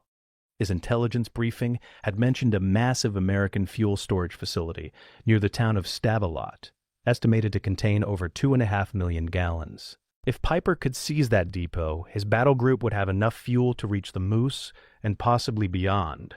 Everything depended on speed. He had to reach Stavelot before the Americans realized the danger and destroyed the fuel. Major Robert Franklin commanded the fuel depot at Stavelot, a position he had considered a comfortable rear area assignment until the morning of December 17th. Franklin was a quartermaster officer, not a combat commander. His job was managing supplies, not fighting battles. But the sound of artillery fire and tank engines approaching from the east suggested that his comfortable assignment was about to become considerably less comfortable. Franklin received a warning from retreating American forces. German armor was advancing rapidly along the valley leading to Stavelot. Estimated time of arrival, less than 12 hours. Franklin looked at his fuel depot, acres of jerry cans and fuel trucks containing over 2.5 million gallons of gasoline. If the Germans captured this depot intact, they would have enough fuel to drive their entire offensive deep into Allied rear areas. The major grabbed a telephone and called higher headquarters, requesting instructions. The response was unambiguous. If capture of the depot appeared imminent, destroy it. Burn every drop. Don't let the Germans get that fuel. Franklin acknowledged the order and began making preparations. His small guard force started rigging demolition charges. They prepared incendiary devices, they positioned trucks to block approach roads, and they waited to see if German tanks would appear over the eastern ridgeline.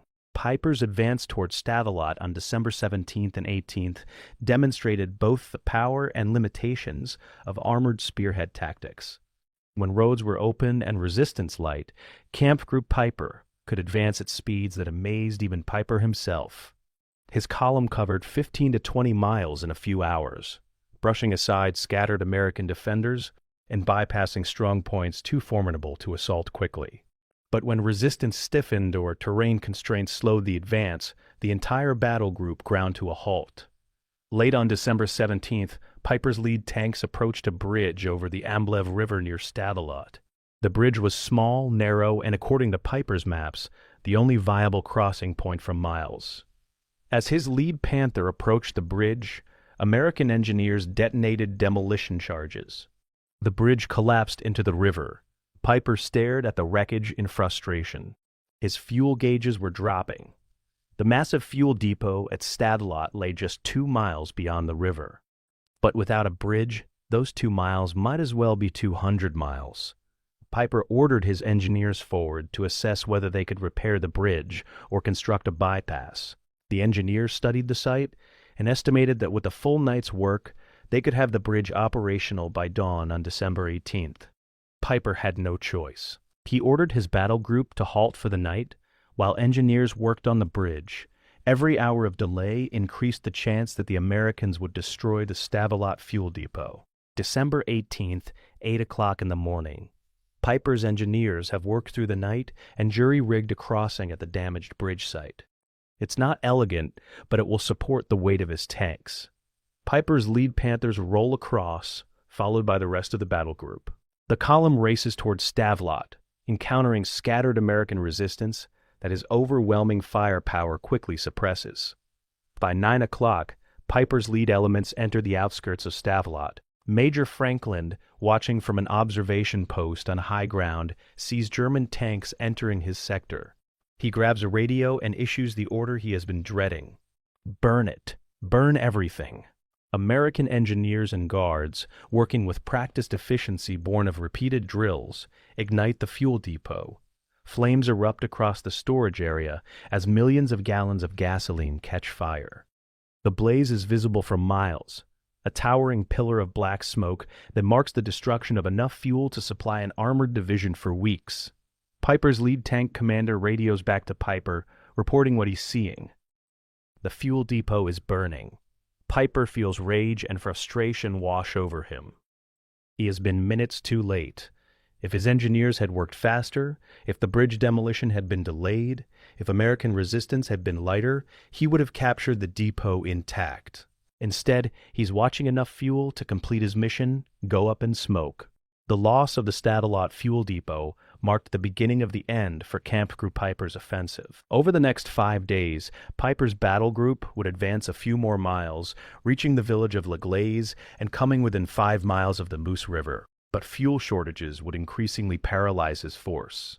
His Panthers and Tigers, the most powerful tanks on the battlefield, became immobile steel boxes when their fuel tanks read empty. Piper requested aerial resupply drops, and the Luftwaffe attempted several missions to deliver fuel in containers by parachute.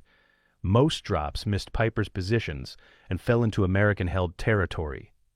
The few containers that did reach Kampfgruppe Piper provided only enough fuel for a few vehicles to move a few miles. By December 2003, Piper's situation had become hopeless. He was surrounded by American forces, out of fuel, low on ammunition, and had no prospect of relief or resupply. His radio messages to higher headquarters grew increasingly desperate. Surrounded, no fuel, no ammunition. Request permission to break out on foot. The permission came on December 24th. Piper ordered all vehicles destroyed or abandoned. His 800 surviving soldiers would attempt to escape through American lines on foot, leaving behind 135 tanks, assault guns, and other armored vehicles.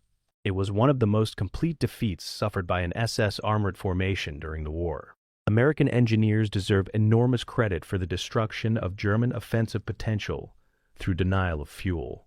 The 291st Engineer Combat Battalion, commanded by Lieutenant Colonel Harvey Fraser, established a legendary reputation during the Battle of the Bulge for their systematic demolition of bridges and fuel depots ahead of German advances.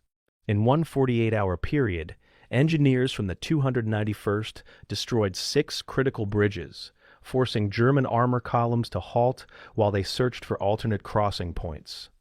Each delay gave American forces time to establish defensive positions or retreat to more favorable terrain.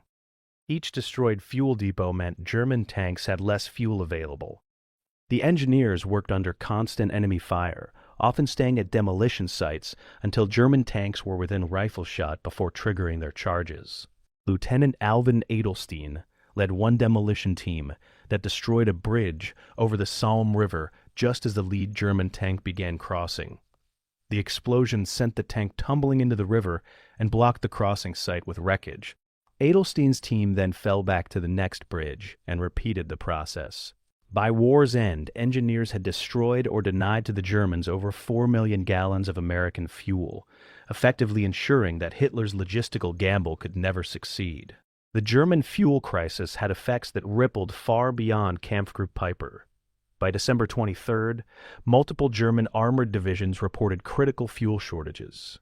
The 2nd Panzer Division, which had achieved the deepest penetration of the entire offensive, reaching the village of Selz just 4 miles from the Meuse River, ran out of fuel and was subsequently destroyed by American counterattacks. The Panzer Lehr Division, another elite armored formation, spent 3 critical days immobilized by fuel shortages during the height of the offensive. The 9th Panzer Division never even committed to the attack because fuel couldn't be delivered to its assembly areas. German commanders sent increasingly frantic messages to logistics headquarters, begging for fuel shipments. But German supply columns were under constant attack from American artillery, and, when weather cleared, devastating airstrikes.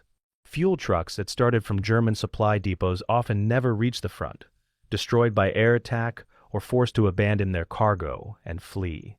The fundamental problem was that Germany was trying to conduct a mobile offensive with a logistics system that could barely sustain defensive operations.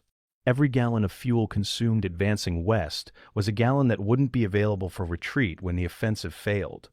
The logistical mathematics were inexorable, and mathematics doesn't care about determination or courage. On December 25th, Christmas Day, American forces reached the abandoned vehicles of Kampfgruppe Peiper near Le Glaise. The scene was surreal and sobering.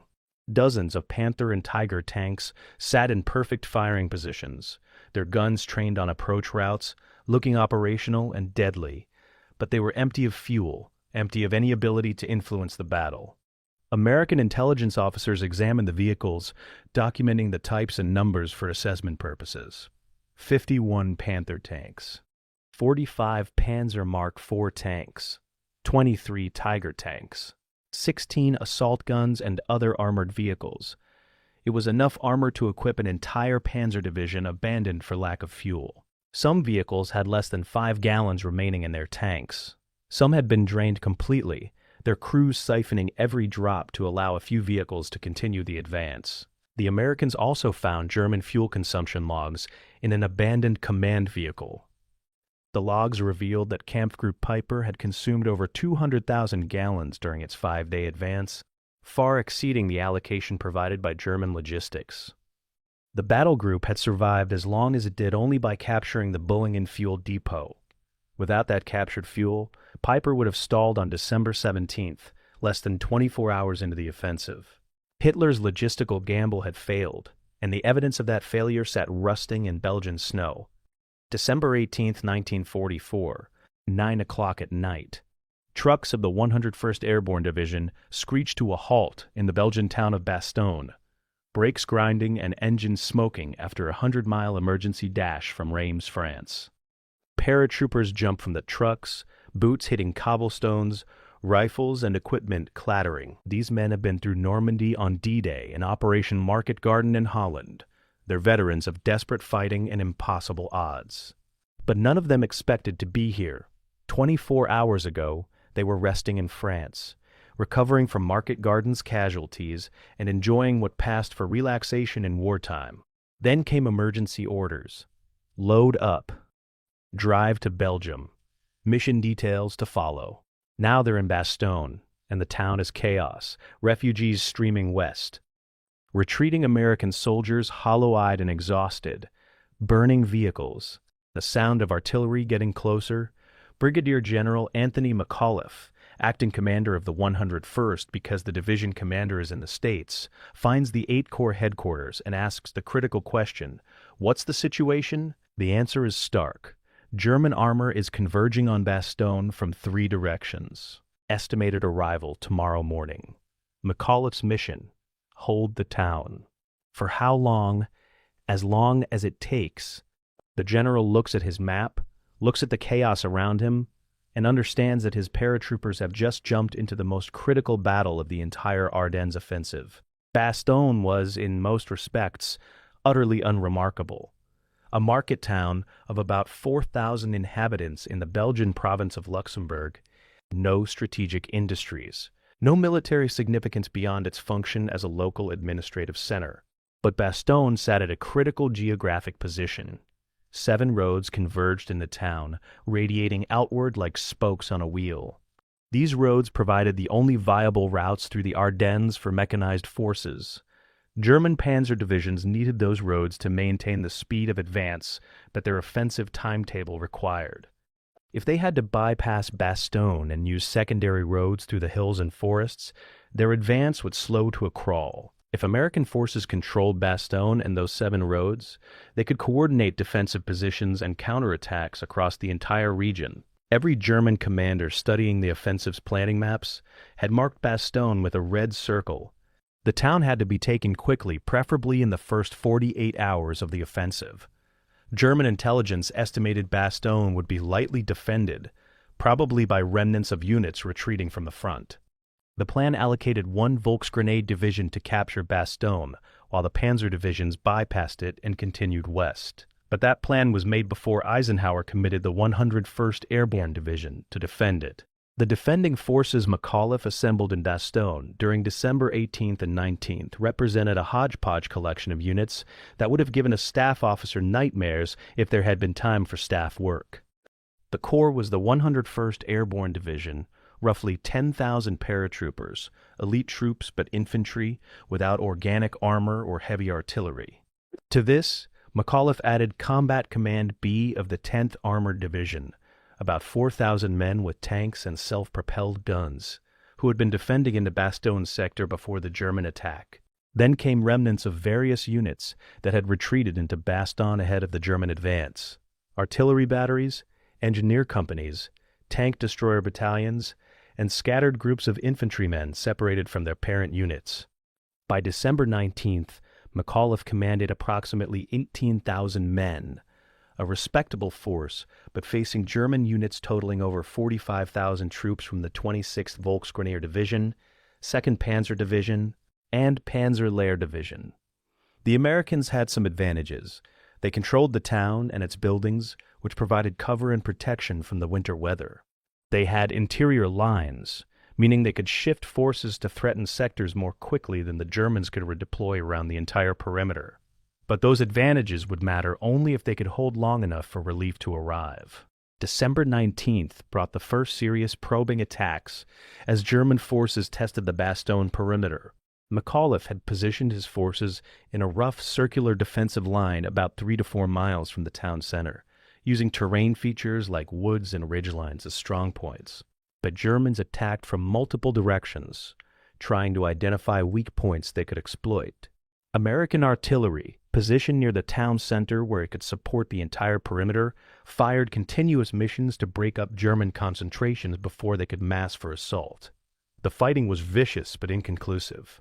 American paratroopers fighting from prepared positions repulsed German infantry attacks. German tanks, attempting to punch through the line, ran into American tank destroyers, and bazookas in close terrain where American infantry could get flanking shots at vulnerable armor sides and rear. By nightfall on December 19th, the Germans had identified several sectors where American defenses appeared thin, but they hadn't achieved a breakthrough. The important development that day wasn't the fighting but the roads. By evening, German forces had cut every road leading into Bastogne. The town was completely surrounded.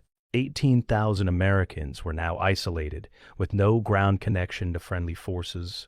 Supplies, reinforcements, and evacuation of wounded could come only by air, and the weather forecast predicted continued fog and low clouds that would prevent flying.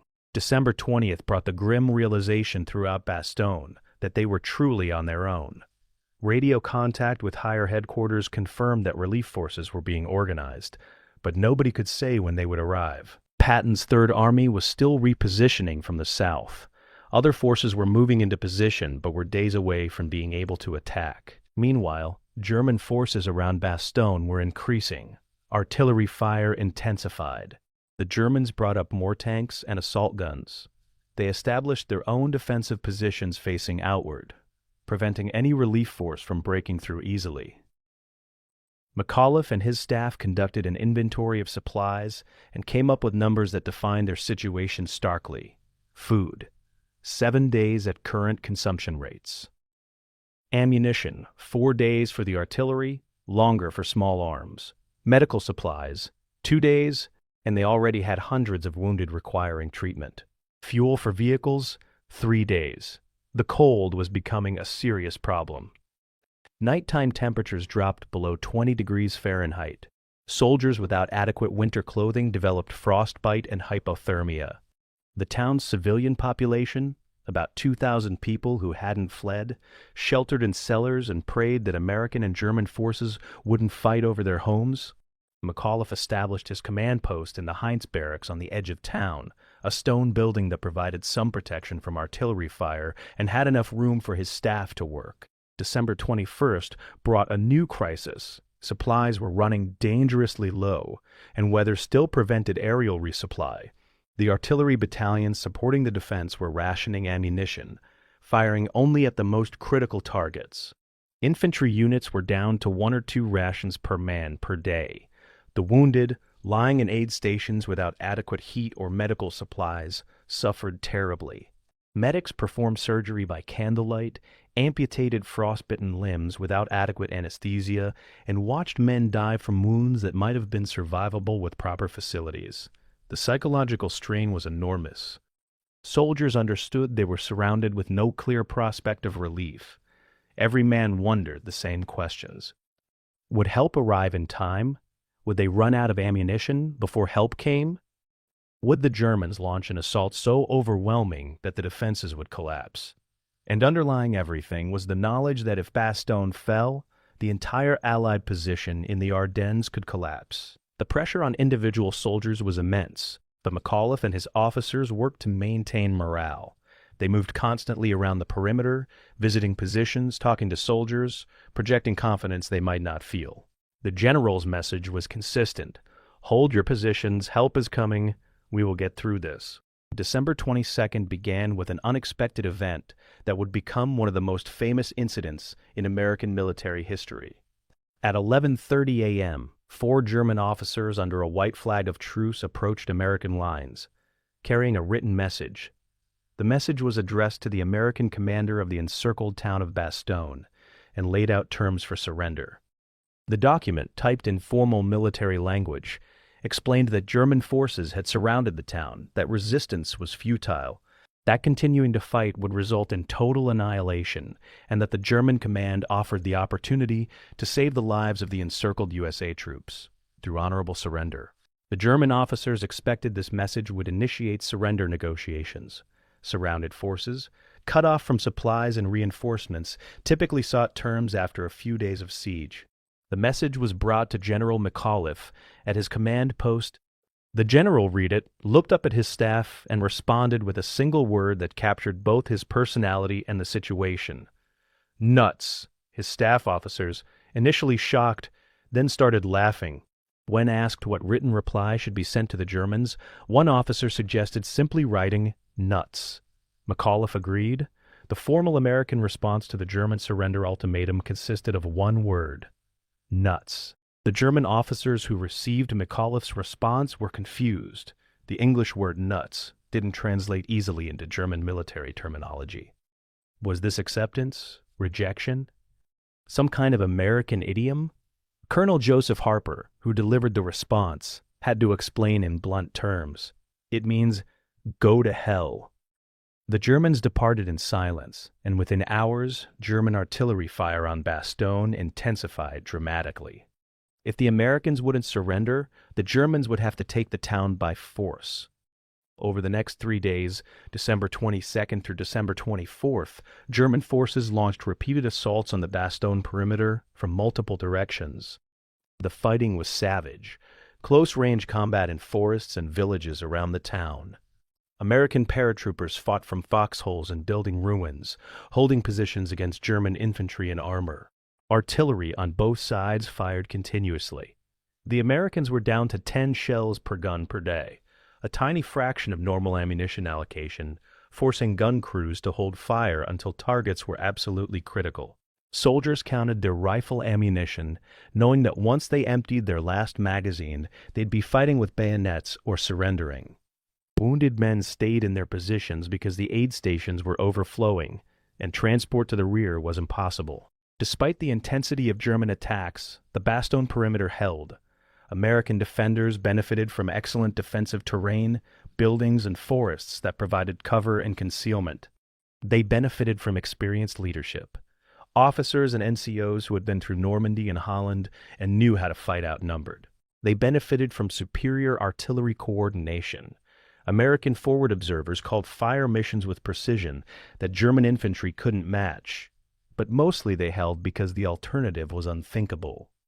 Surrender would mean prisoner of war camps, possible death from cold and starvation, and the abandonment of their mission. Every soldier in Bastogne understood that they were holding a position that might determine the outcome of the entire battle.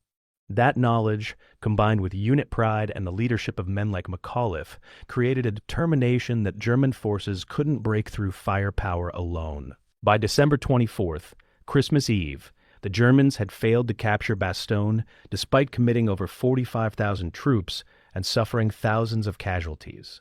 The town remained in American hands, but the situation was desperate. Ammunition was nearly exhausted. Food was almost gone. Medical supplies were depleted, and the wounded, over 1,000 men, needed evacuation that couldn't happen without air support. The defenders of Bastogne needed a miracle.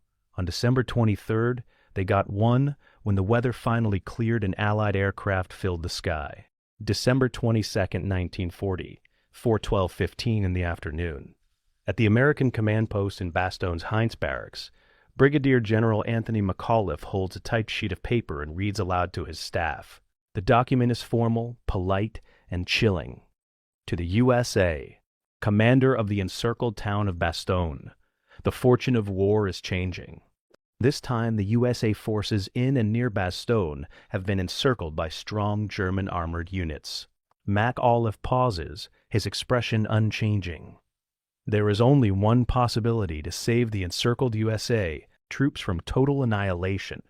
That is the honorable surrender of the encircled town. The general looks up at his staff officers, who are staring at him in silence. Outside, artillery fire echoes across the frozen town. Wounded men lie in overcrowded aid stations. Ammunition supplies dwindle with each hour. The German message isn't wrong about the military situation. Bastogne is surrounded. Relief hasn't arrived. Supplies are critically low. Any objective military analysis would suggest that continued resistance is futile. But something in the pompous formality of the German ultimatum, the assumption that Americans will surrender just because the situation looks hopeless, triggers something in McAuliffe.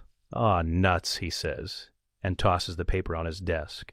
His staff, tensed for the general's decision, suddenly break into nervous laughter. That one word, spoken in frustration and defiance, is about to become one of the most famous responses in American military history. The scene in the command post that afternoon revealed the importance of leadership and morale in determining military outcomes. McAuliffe wasn't a flamboyant general like Patton.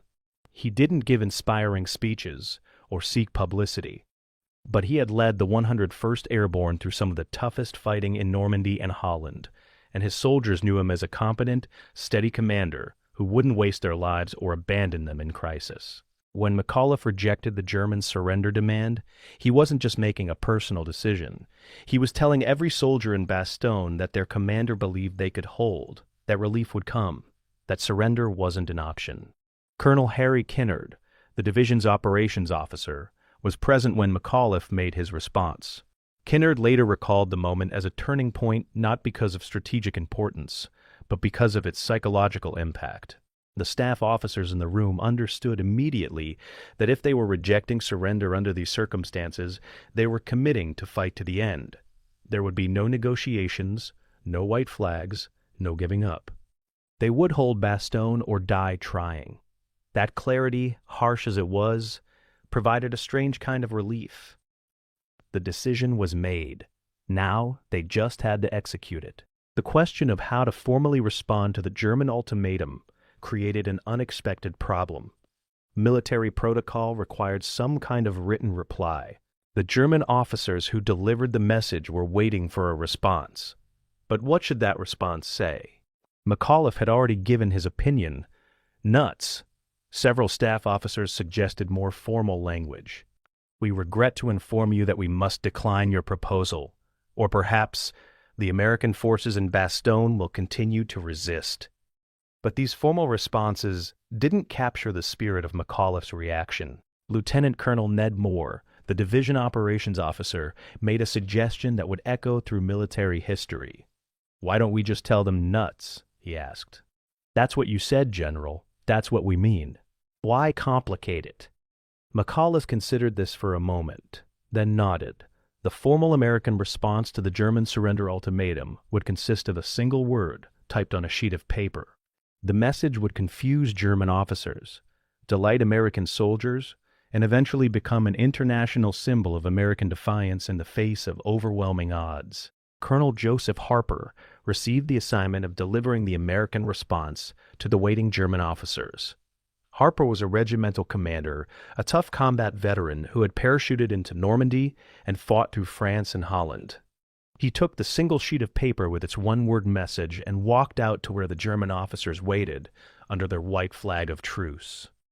The German major commanding the delegation spoke some English and asked if the American commander had reached a decision.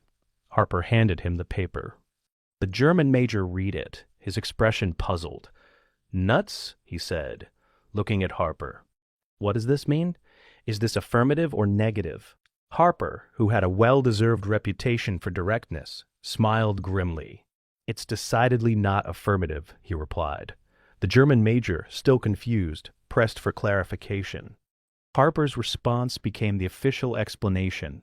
If you don't understand what nuts means, in plain English, it is the same as go to hell. And I'll tell you something else. If you continue to attack, we will kill every goddamn German that tries to break into this city. Harper turned and walked back to American lines, leaving the German officers standing in the snow. The delegation departed, and within 2 hours German artillery fire on Bastogne intensified to levels not seen since the siege began. The story of McAuliffe's nuts response spread through Bastogne within hours of its delivery. Soldiers on the perimeter, huddled in frozen foxholes, rationing their last ammunition, heard that their general had told the Germans to go to hell. The psychological impact was electric. Laughter, grim and exhausted but real, ran through defensive positions. Soldiers who had been wondering if surrender might be necessary now understood that their commander had made the decision for them. They would fight. The alternative was death or capture, but at least the uncertainty was gone. The response also sent a message to the German forces surrounding the town. These Americans weren't on the verge of collapse. They weren't demoralized. They had just rejected surrender in the most dismissive terms possible. German commanders, who had expected the ultimatum to trigger surrender negotiations, had to recognize that Bastogne would have to be taken by force, which meant committing more troops, more artillery, and more time to a sector that was already consuming resources needed elsewhere in the offensive. The nuts response reached Allied command and then Allied press correspondents within days of its delivery.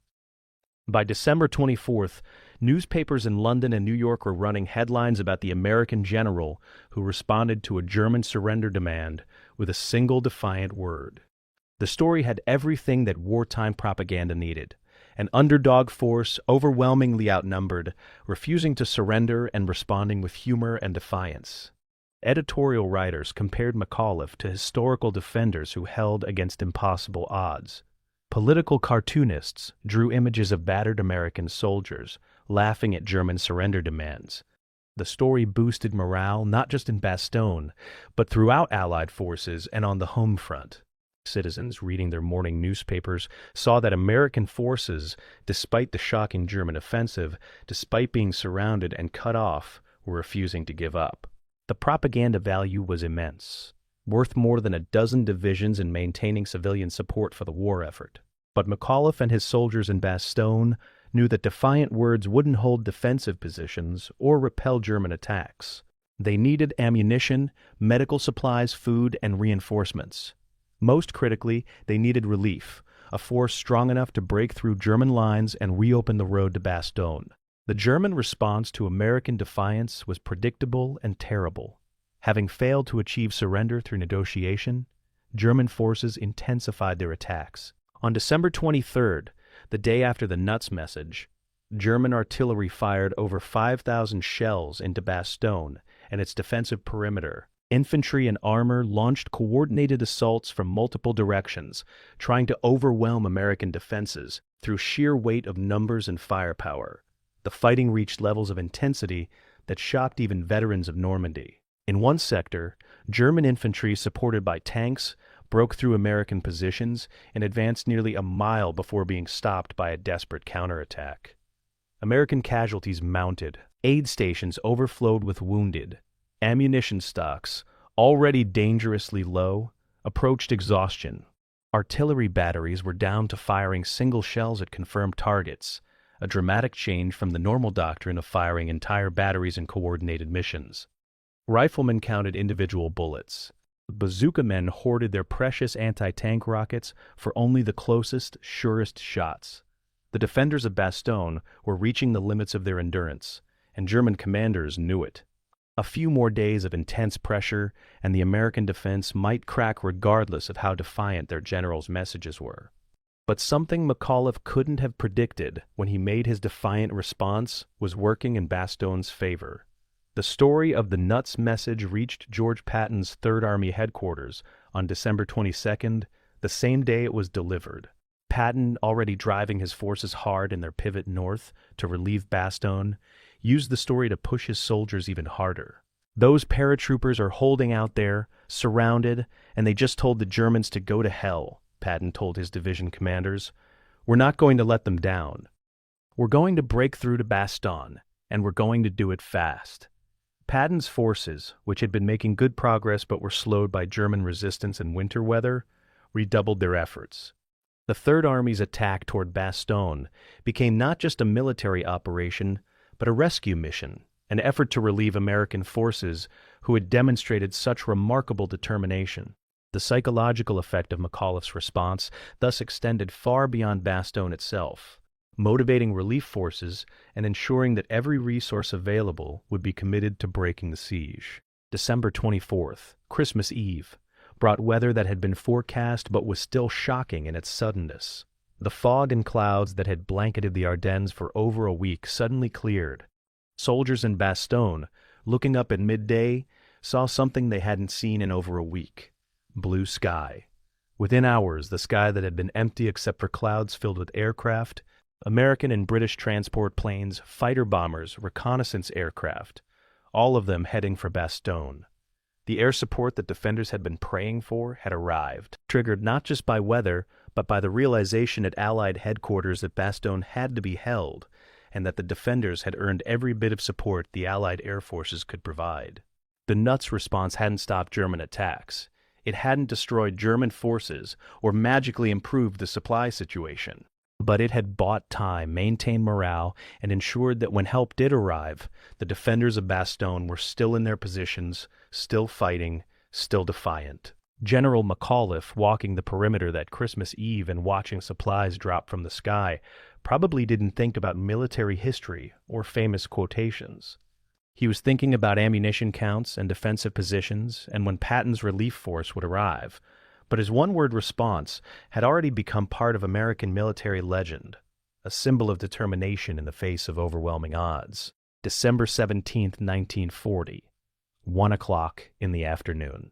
Battery B of the 285th Field Artillery Observation Battalion is driving south through Belgium, a convoy of 30 trucks carrying 140 men. These are artillerymen, not frontline infantry, support troops whose job is manning observation posts and directing fire for the big guns.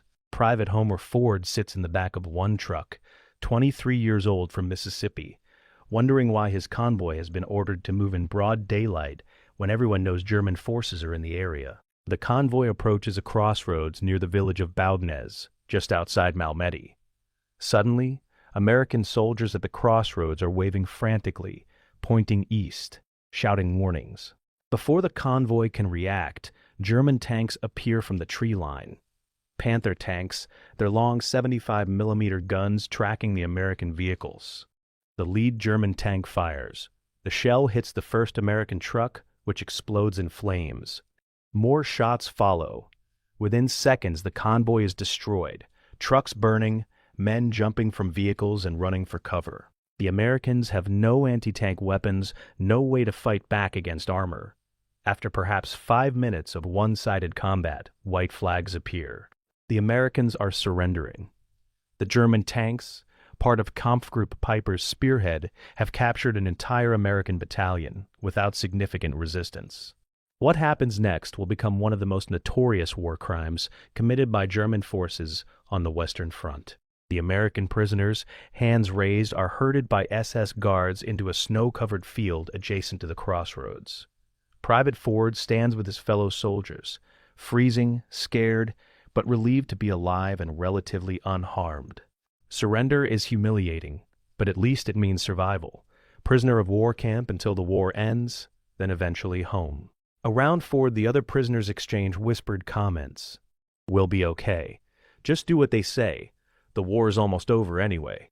The SS guards positioned themselves around the perimeter of the field, their weapons pointed at the prisoners but not immediately threatening. More German vehicles arrive, tanks and half-tracks moving toward their combat objectives.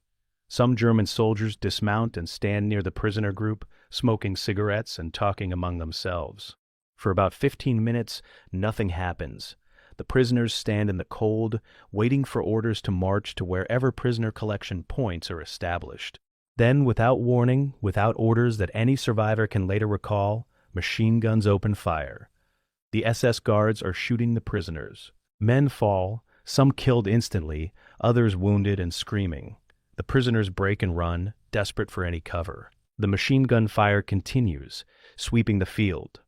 SS guards move among the fallen, firing pistol shots into wounded men. Private Ford falls to the ground uninjured but playing dead, lying absolutely still as boots crunch through snow nearby and pistol shots crack overhead. The killing at Bastogne crossroads, which would become known as the Malmedy massacre despite occurring near Malmedy, rather than in the town itself, lasted approximately 15 minutes from first machine gun burst to the departure of the last German soldiers. 84 American prisoners died in that field. Some were killed by the initial machine gun fire. Others were murdered as they lay wounded in the snow. SS guards walking among them and shooting anyone who showed signs of life. Wounded men begging for medical help were shot. Men attempting to surrender with raised hands were shot. It was systematic murder, not a battlefield incident or accidental firing, but deliberate execution of defenseless prisoners. The few Germans who later admitted to being present at Bastogne offered different explanations. Some claimed an American prisoner reached for a weapon, triggering defensive fire that escalated. Others claimed they were following orders to take no prisoners. Still others claimed they simply followed what others were doing, that the killing started and momentum carried it forward. But survivors told a consistent story. There was no provocation, no justification. The SS simply decided to murder their prisoners rather than guard them. Private Ford lay absolutely still for 3 hours after the shooting stopped. German vehicles continued to pass on the road. German soldiers occasionally walked through the field, checking that all the prisoners were dead. Ford heard German voices, heard pistol shots as guards checked bodies, heard wounded Americans crying for help, and then falling silent as guards shot them.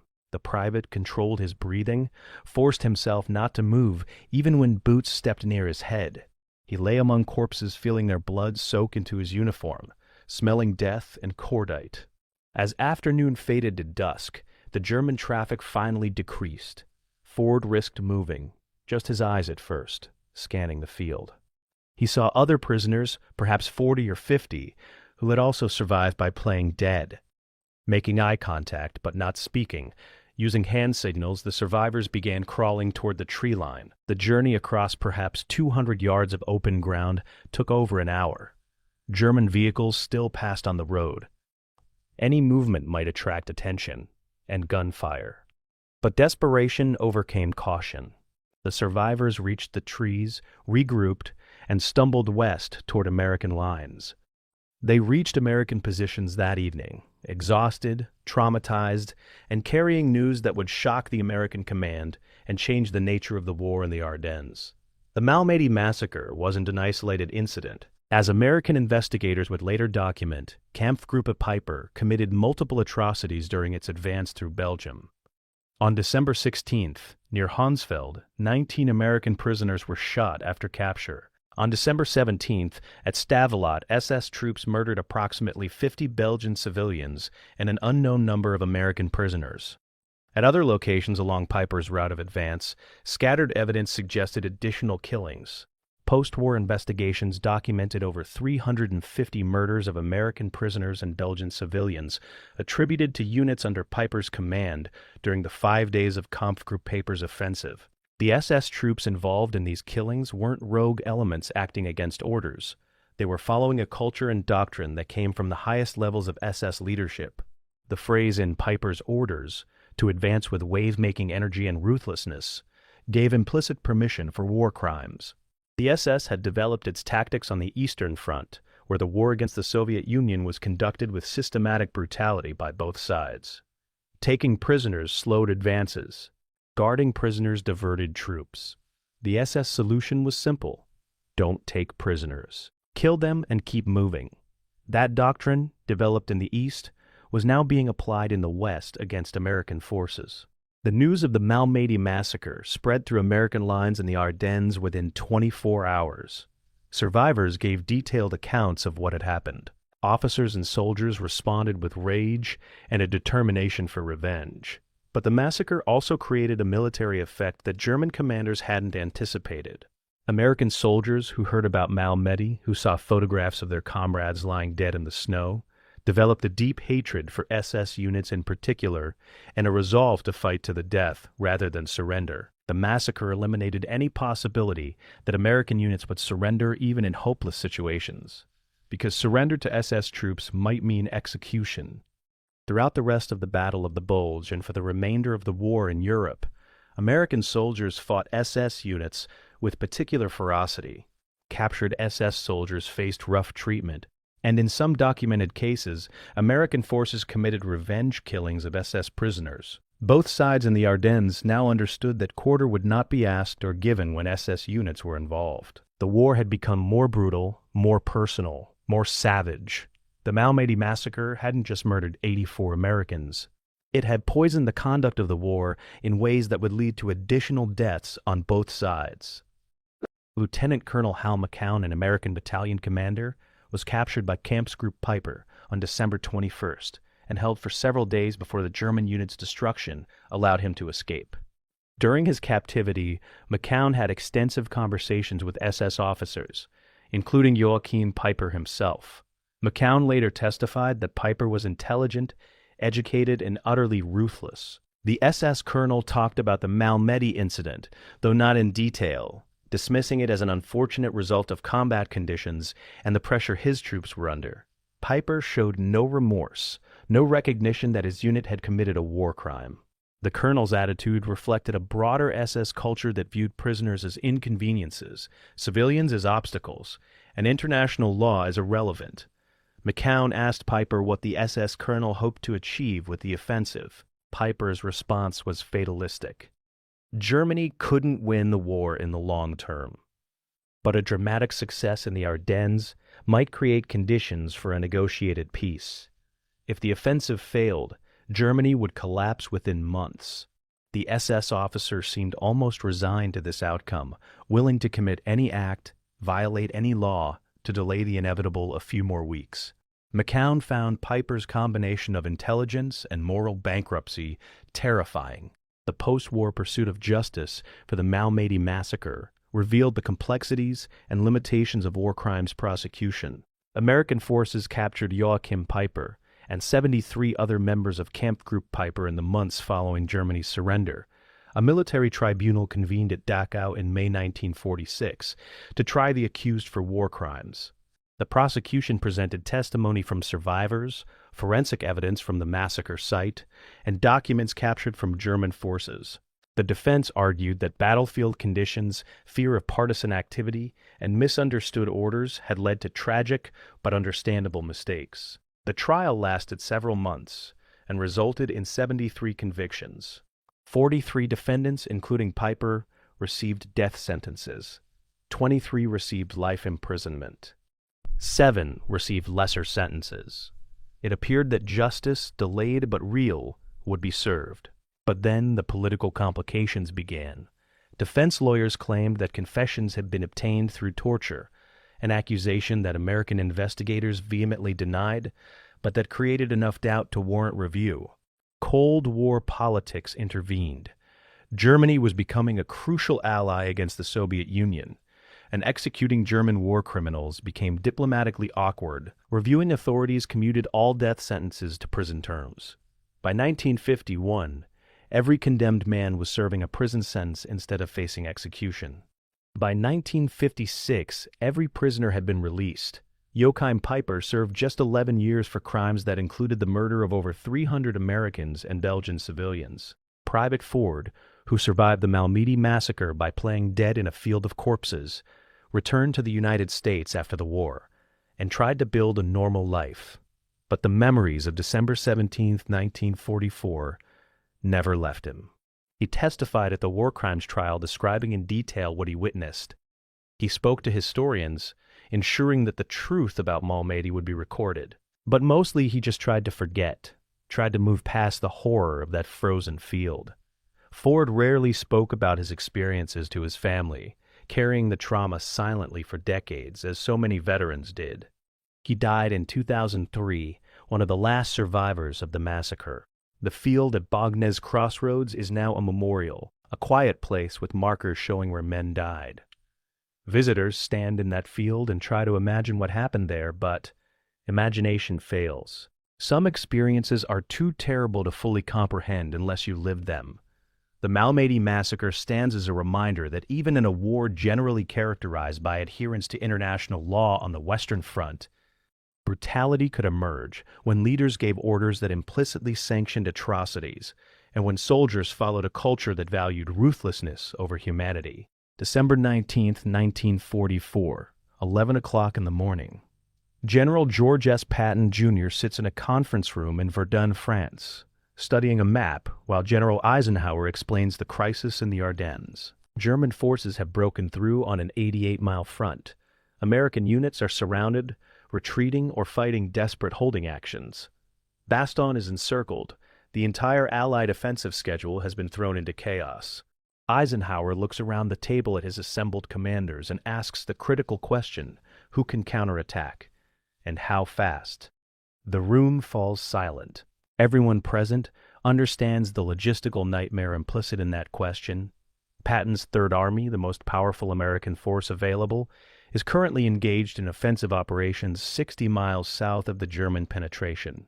Disengaging from combat, turning 90 degrees, moving hundreds of thousands of men and vehicles through winter weather, and then attacking into the flank of a German offensive, represents a level of operational complexity that normally requires weeks of planning. Patton leans back in his chair and with absolute confidence announces, "I can attack with 3 divisions in 48 hours." The room erupts in skepticism. Bradley thinks Patton is grandstanding. Staff officers exchange glances that suggest they think Patton has lost his mind.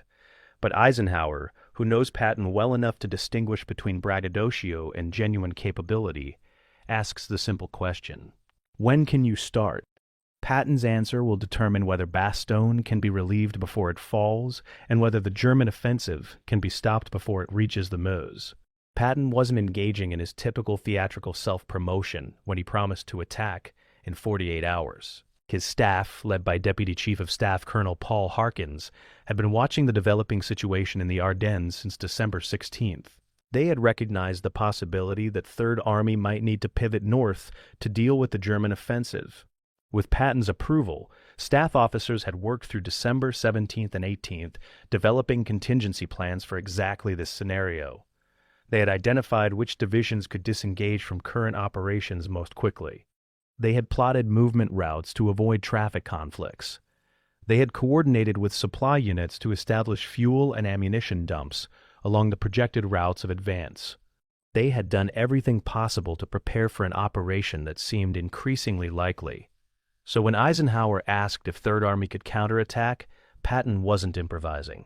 He was activating plans that already existed. But even with contingency planning, what Patton was proposing remained extraordinary. The Third Army consisted of over 250,000 men, 133,000 vehicles, and all the supporting infrastructure of a modern mechanized army. Moving that force 90 degrees and 75 to 150 miles in winter conditions was something that had rarely been attempted in military history, and never at this scale. The scale of Patton's maneuver becomes clear when broken into its component parts.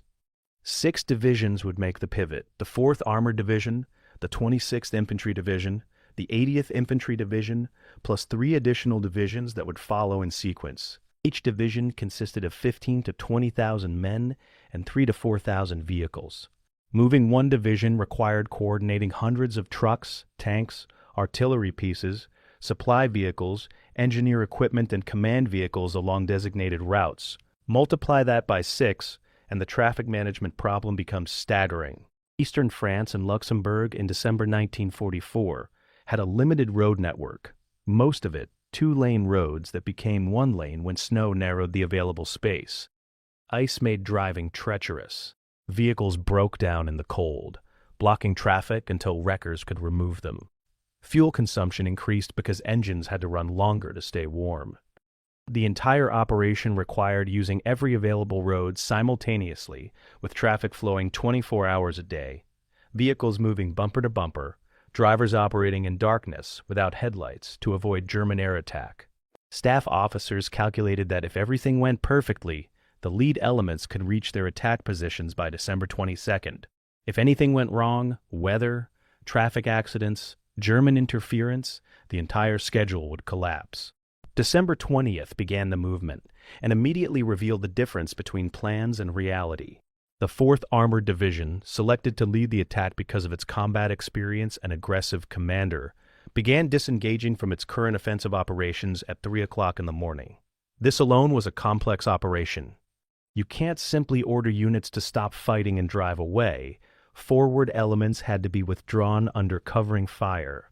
Artillery had to cease firing missions, displace from their positions, and prepare for movement. Supply dumps had to be abandoned or destroyed to prevent German capture. The division completed its disengagement by mid-morning and began the road march north. Captain Jimmy Leach commanded a tank company in the 4th Armored. His unit had been in continuous combat for days. His tanks were low on fuel and ammunition. His crews were exhausted. Now they were being ordered to drive 70 miles, most of it at night, to attack in a completely different sector against fresh German forces. Leach gathered his tank commanders and passed the word. "We're going to relieve Bastogne. The 101st is surrounded there, and we're going to break them out. Get your tanks ready to move. We leave in 2 hours." The company, like the division, like the entire Third Army, prepared to execute what military historians would later call one of the most impressive operational movements of World War II. The road march itself tested American logistics to the breaking point.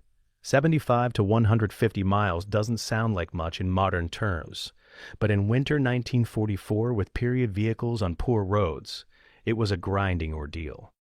Tanks averaged perhaps 15 miles per hour when moving. Artillery and support vehicles were even slower. The columns stretched for dozens of miles, vehicles spaced just far enough apart to avoid collisions, but close enough to maintain movement pace.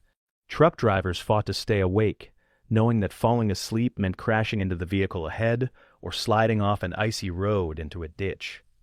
Tank crews, already exhausted from days of combat, rode in unheated metal boxes that were freezing cold. Many soldiers developed frostbite during the march, their feet and hands going numb in the cold. Vehicles broke down constantly, mechanical failures from the strain of continuous operation in winter conditions. Engineer units established recovery teams along the routes, pulling broken-down vehicles off the road so traffic could continue. The entire movement was an exercise in controlled chaos, thousands of vehicles flowing north while maintenance, supply, and traffic control teams worked frantically to keep the flow moving. Patton himself drove the roads during the movement, appearing at traffic control points and choke points to personally oversee the flow. The general was in his element, a large-scale maneuver that required audacity and speed, exactly the kind of operation he had trained for his entire career. But Patton also understood the human cost of what he was demanding.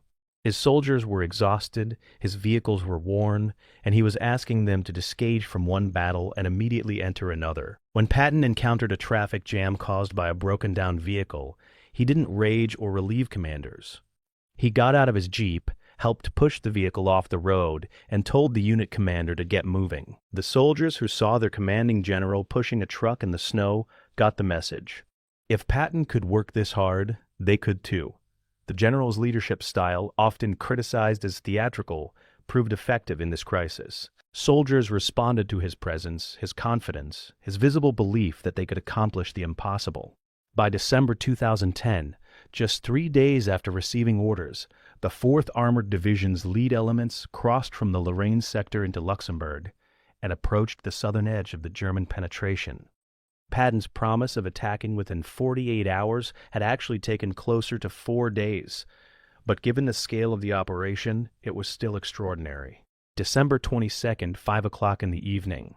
Captain Leach's tank company, part of the 4th Armored Division's spearhead, encounters German defensive positions 12 miles south of Bastogne. The company has been moving almost continuously for 2 days, stopping only for fuel and minimal rest. Now they're in combat again, but against a completely different enemy, in completely different terrain. The Germans have established strong points in villages and along ridge lines, taking advantage of the few good defensive positions in the rolling countryside. Leach orders his tanks forward, and within minutes they're engaged in a firefight with German anti-tank guns and dug-in infantry. This is what Patton's pivot has achieved, bringing fresh American forces to bear against the southern flank of the German penetration. But fresh is relative. These soldiers and crews have been fighting for weeks, then driven for days, and now they're attacking fortified positions in failing light and sub-zero temperatures. They're running on determination, unit pride, and the knowledge that American paratroopers in Bastogne are counting on them. The attack makes limited progress that first day, advancing perhaps 2 miles against determined German resistance. But the attack has begun, and German commanders now have to worry about American pressure from the south, while they're still trying to capture Bastogne and push west toward the Meuse. Over the next 4 days, December 22nd through December 26th, the 4th Armored Division fought its way north toward Bastogne against increasingly desperate German resistance.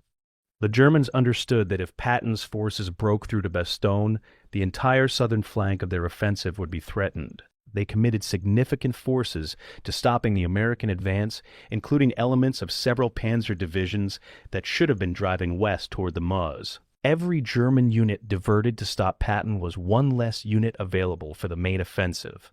Every hour Patton's attack consumed German attention was an hour the Germans weren't advancing toward their strategic objectives. The fighting was brutal, village-to-village and hill-to-hill combat in winter conditions. American casualties mounted steadily. The 4th Armored Division, which started the offensive at nearly full strength, lost over 400 men killed and wounded fighting the final 5 miles to Bastogne. German casualties were even heavier, but the Germans couldn't afford the losses. Every tank destroyed, every infantry company decimated, every artillery battery silenced was one more piece of German combat power that would never be replaced. The American industrial machine could replace losses in weeks. Germany could not replace them at all. December 26th, 4:45 in the evening. Elements of the 4th Armored Division's 37th Tank Battalion, commanded by Lieutenant Colonel Creighton Abrams, break through German lines and establish contact with the 101st Airborne Division's perimeter at Bastogne. The siege is broken. The road is open. Relief has arrived.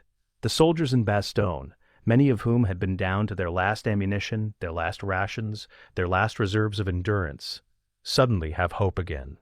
Wounded can be evacuated. Supplies can be delivered by truck instead of parachute.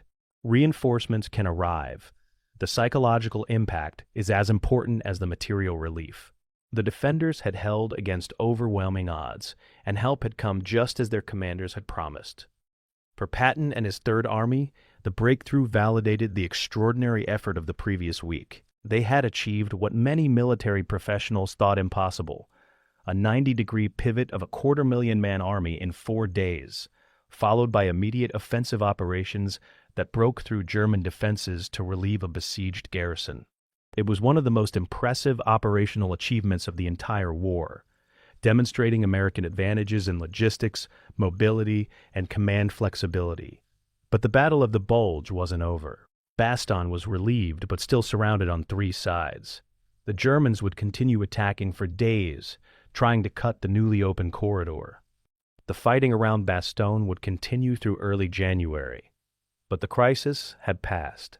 The German offensive had lost its momentum, and Patton's impossible maneuver had played a decisive role in stopping Hitler's last gamble. December 17, 1940, 4:10 o'clock in the morning.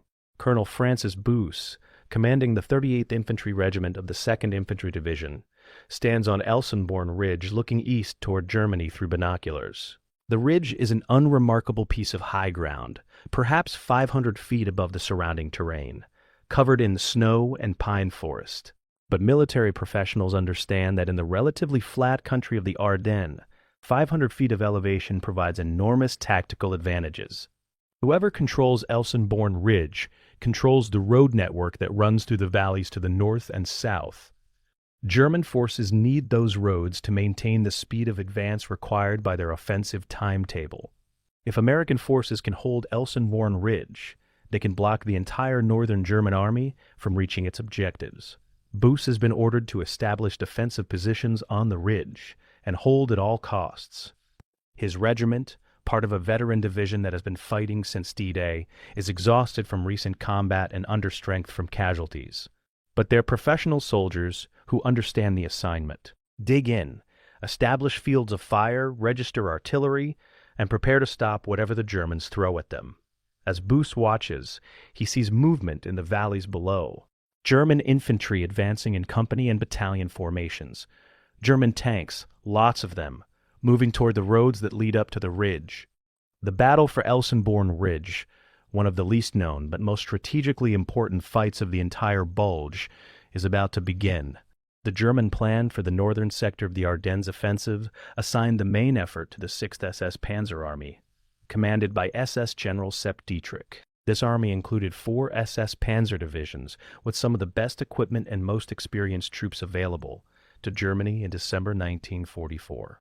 The plan called for Dietrich's forces to break through American defenses, capture the road network that ran through Elsenborn and north toward Liège, and drive to the Meuse River bridges. Once across the Meuse, the SS Panzers would turn northwest toward Antwerp, splitting the Allied armies and forcing a strategic crisis. It was an ambitious plan that required speed, because every day of delay would allow American reinforcements to arrive and defensive positions to strengthen. The German planners identified Elsenborn Ridge as a potential problem. If American forces could establish strong defenses there, it would complicate the German advance by denying them the optimal road network. But intelligence assessments suggested the Americans would be surprised and overwhelmed in the initial assault, allowing German forces to seize Elsenborn before defenses could be organized. That assessment was wrong. The 2nd Infantry Division, veterans of Normandy and months of combat, established defensive positions on Elsenborn Ridge with professional competence. By December 17th, when the first German attacks hit the ridge, the Americans were ready. The defending forces on Elsenborn Ridge represented what a well-trained, well-led American division could achieve in defensive operations. The 2nd Infantry Division had approximately 15,000 men, organized in 3 infantry regiments plus supporting artillery, engineers, and service units. These weren't green troops like the 106th Division that had surrendered on the Schnee-Eifel. These were combat veterans with months of experience. They knew how to dig foxholes that would withstand artillery fire. They knew how to sight machine guns to create interlocking fields of fire. They knew how to coordinate with artillery to break up enemy concentrations before they could assault. Most importantly, they had confidence born from having fought Germans before and won. Joining the 2nd Division on the ridge were elements of the 99th Infantry Division, including Lieutenant Lyle Boke's platoon survivors from Lanzerath. The 99th was greener than the 2nd, having arrived in theater only in November, but they had bloodied the Germans during the initial attacks and learned quickly. Together, these forces created a defensive position that would prove impossible for the Germans to break, despite repeated attacks over 5 days of intense combat. December 18th through 20 brought continuous German assaults on Elsenborn Ridge. The 12th SS Panzer Division, one of Germany's elite armored formations, led the attacks. This division had fought with distinction in Normandy and was considered one of the most effective units in the German army. Its soldiers were young, many teenagers, but they were well trained and motivated by SS ideology and propaganda. The division's tanks were modern Panthers and Tigers, superior in armor and firepower to most American tanks. On paper, the 12th SS Panzer Division should have been able to smash through American defenses and capture Elsenborn Ridge in a day or two of hard fighting. But warfare isn't conducted on paper. The reality of attacking prepared defensive positions in winter weather against veteran troops with excellent artillery support proved vastly more difficult than German planners anticipated. The Germans attacked in waves, infantry supported by tanks, trying to find weak points in American lines. American defenders responded with coordinated firepower. Machine guns stopped German infantry. Bazookas and anti-tank guns engaged German armor. And American artillery, concentrated in unprecedented density on the narrow ridge, fired continuous missions to break up German formations before they could mass for assault. Private Richard McKee was 19 years old, a replacement soldier who had joined the 2nd Infantry Division just weeks before the German offensive. McKee had no combat experience before December 16th, but by December 20th, after 4 days of continuous defensive fighting on Elsenborn Ridge, he was a veteran. McKee's squad held a section of foxholes on the forward slope of the ridge, positioned to cover a road that German tanks needed to use to advance. On the morning of December 20th, McKee watched as over 60 German tanks, supported by infantry, advanced toward his position. The private had never seen that many tanks at once. They seemed unstoppable, an armored avalanche that would simply roll over the American defenses. McKee gripped his rifle, knowing that a rifle was useless against tanks, wondering if this was the day he would die. Then the American artillery opened fire. 8 battalions, 96 artillery pieces, all registered on the approaches to McKee's position. The barrage was the most intense the private had ever experienced, even more intense than German artillery fire. Shells fell in waves, high explosive and white phosphorus carpeting the valley below with explosions. The German tank advance stalled as crews buttoned up to avoid shell fragments. German infantry, caught in the open, took horrific casualties. The attack broke up before it reached American positions. McKee watched in amazement as German tanks turned and retreated, leaving burning vehicles and dead infantry behind. The private realized something important that day. Superior technology and numbers meant nothing if you couldn't use them effectively. The Germans had better tanks, but American artillery could kill those tanks before they reached positions where their advantages mattered. The artillery density on Elsenborn Ridge was unprecedented in American operations.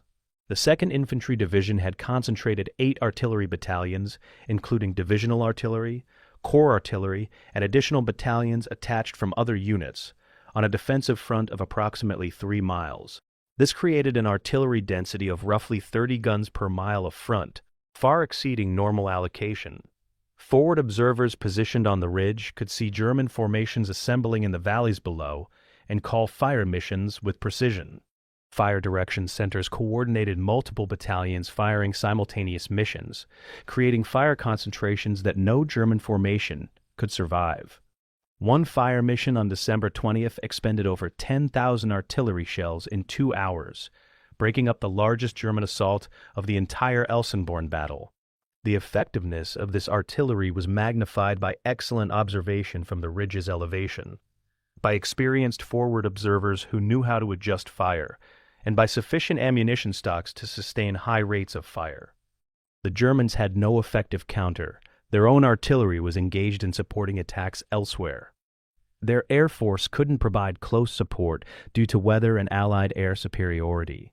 Their tactical solution of massing armor for breakthrough attacks simply created lucrative targets for American artillery. The 12th SS Panzer Division suffered over 5,000 casualties in 5 days of attacking Elsenborn Ridge, with minimal gains to show for those losses.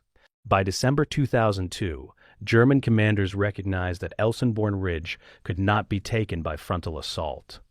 The attacks had failed, the losses were unsustainable, and continuing to batter against prepared American defenses was wasting combat power needed elsewhere. The 6th SS Panzer Army, which should have been leading the northern drive to the Meuse, had been stopped cold by American defenses on Elsenborn Ridge and neighboring positions. German forces began shifting south, trying to find alternate routes that bypassed the ridge and the American strongpoints. This shift consumed time, caused traffic jams on the limited road network, and fundamentally disrupted the German offensive timetable.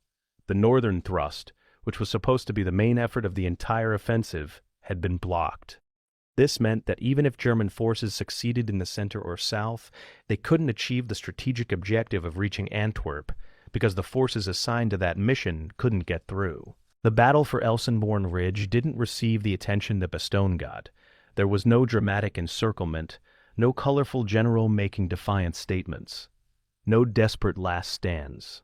It was just professional soldiers establishing solid defensive positions and methodically destroying German attacks.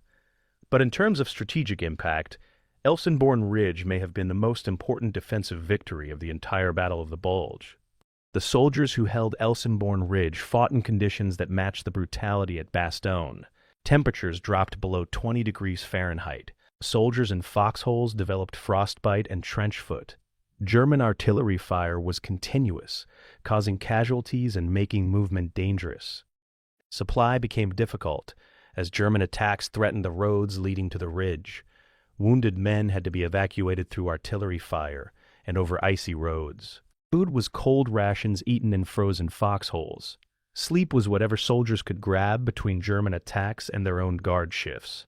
Unlike Bastogne, which became a morale symbol, Elsenborn Ridge remained a military position, important tactically but largely unknown to the public. The soldiers who fought there received fewer medals, less recognition, and virtually no media coverage compared to their counterparts in Bastogne. But they knew what they had accomplished. They had stopped the best divisions the SS could field. They had held critical terrain against overwhelming attacks. They had demonstrated that American infantry and artillery, properly positioned and supported, could defeat German armor and elite troops. Colonel Boos, watching German forces finally withdraw from the valleys below Elsenborn Ridge on December 23rd, allowed himself a moment of satisfaction. His regiment had done its job. The northern shoulder had held, the German offensive had been channeled and constrained, and thousands of American soldiers had proven that courage and competence could overcome technological disadvantage and numerical inferiority. The battle for Elsenborn Ridge established patterns that would characterize the rest of the Battle of the Bulge. German attacks achieved initial success through surprise and overwhelming local force. But once American forces established defensive positions and brought their artillery and air power to bear, German advances stalled. The Germans simply couldn't sustain offensive operations against the combined weight of American firepower, logistics, and reinforcements. Every day of delay allowed more American divisions to arrive. Every German casualty was irreplaceable, while American losses were made good by the steady flow of replacements from training centers in the States. The mathematics of attrition favored the Americans, and German commanders knew it. The only chance for German success was rapid breakthrough before American advantages could be fully employed. Elsenborn Ridge prevented that rapid breakthrough in the north. Bastogne prevented it in the center, and fuel shortages, engineer demolitions, and stubborn American resistance prevented it everywhere else.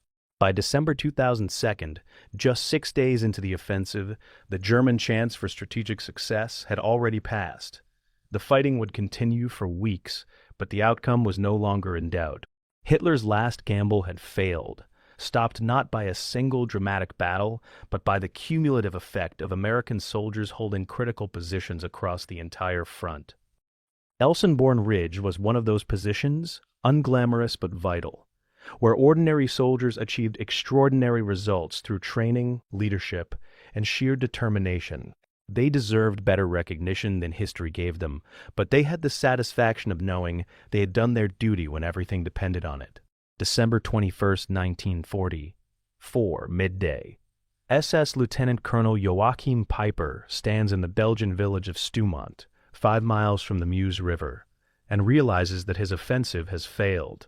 His Kampfgruppe, which began the attack on December 16th with 4,000 troops and 600 vehicles, now consists of perhaps 800 combat-effective soldiers and less than 100 operational vehicles. He's out of fuel. He's almost out of ammunition. American forces are closing in from 3 directions, and his requests for resupply and reinforcement have been met with promises that never materialize. Peiper studies his map with the cold calculation that has characterized his military career. The Meuse River, his objective, is just 5 miles west. On a good day, his panzers could cover that distance in 20 minutes. But his Panthers and Tigers are immobile, their fuel tanks empty, and no amount of tactical genius can make tanks move without gasoline. Behind him, To the east, the road back to German lines is blocked by American forces. Ahead, to the west, American armor and infantry are establishing defensive positions. Peiper is trapped, and he knows it. The question now isn't whether Kampfgruppe Peiper will reach the Meuse. The question is whether any of Peiper's soldiers will escape the trap closing around them. The most powerful German armored battle group in the Ardennes offensive, the spearhead that was supposed to lead the drive to Antwerp, is about to be systematically destroyed by the same American forces it had terrorized just days before. Kampfgruppe Peiper's advance had been the most successful German penetration of the entire offensive.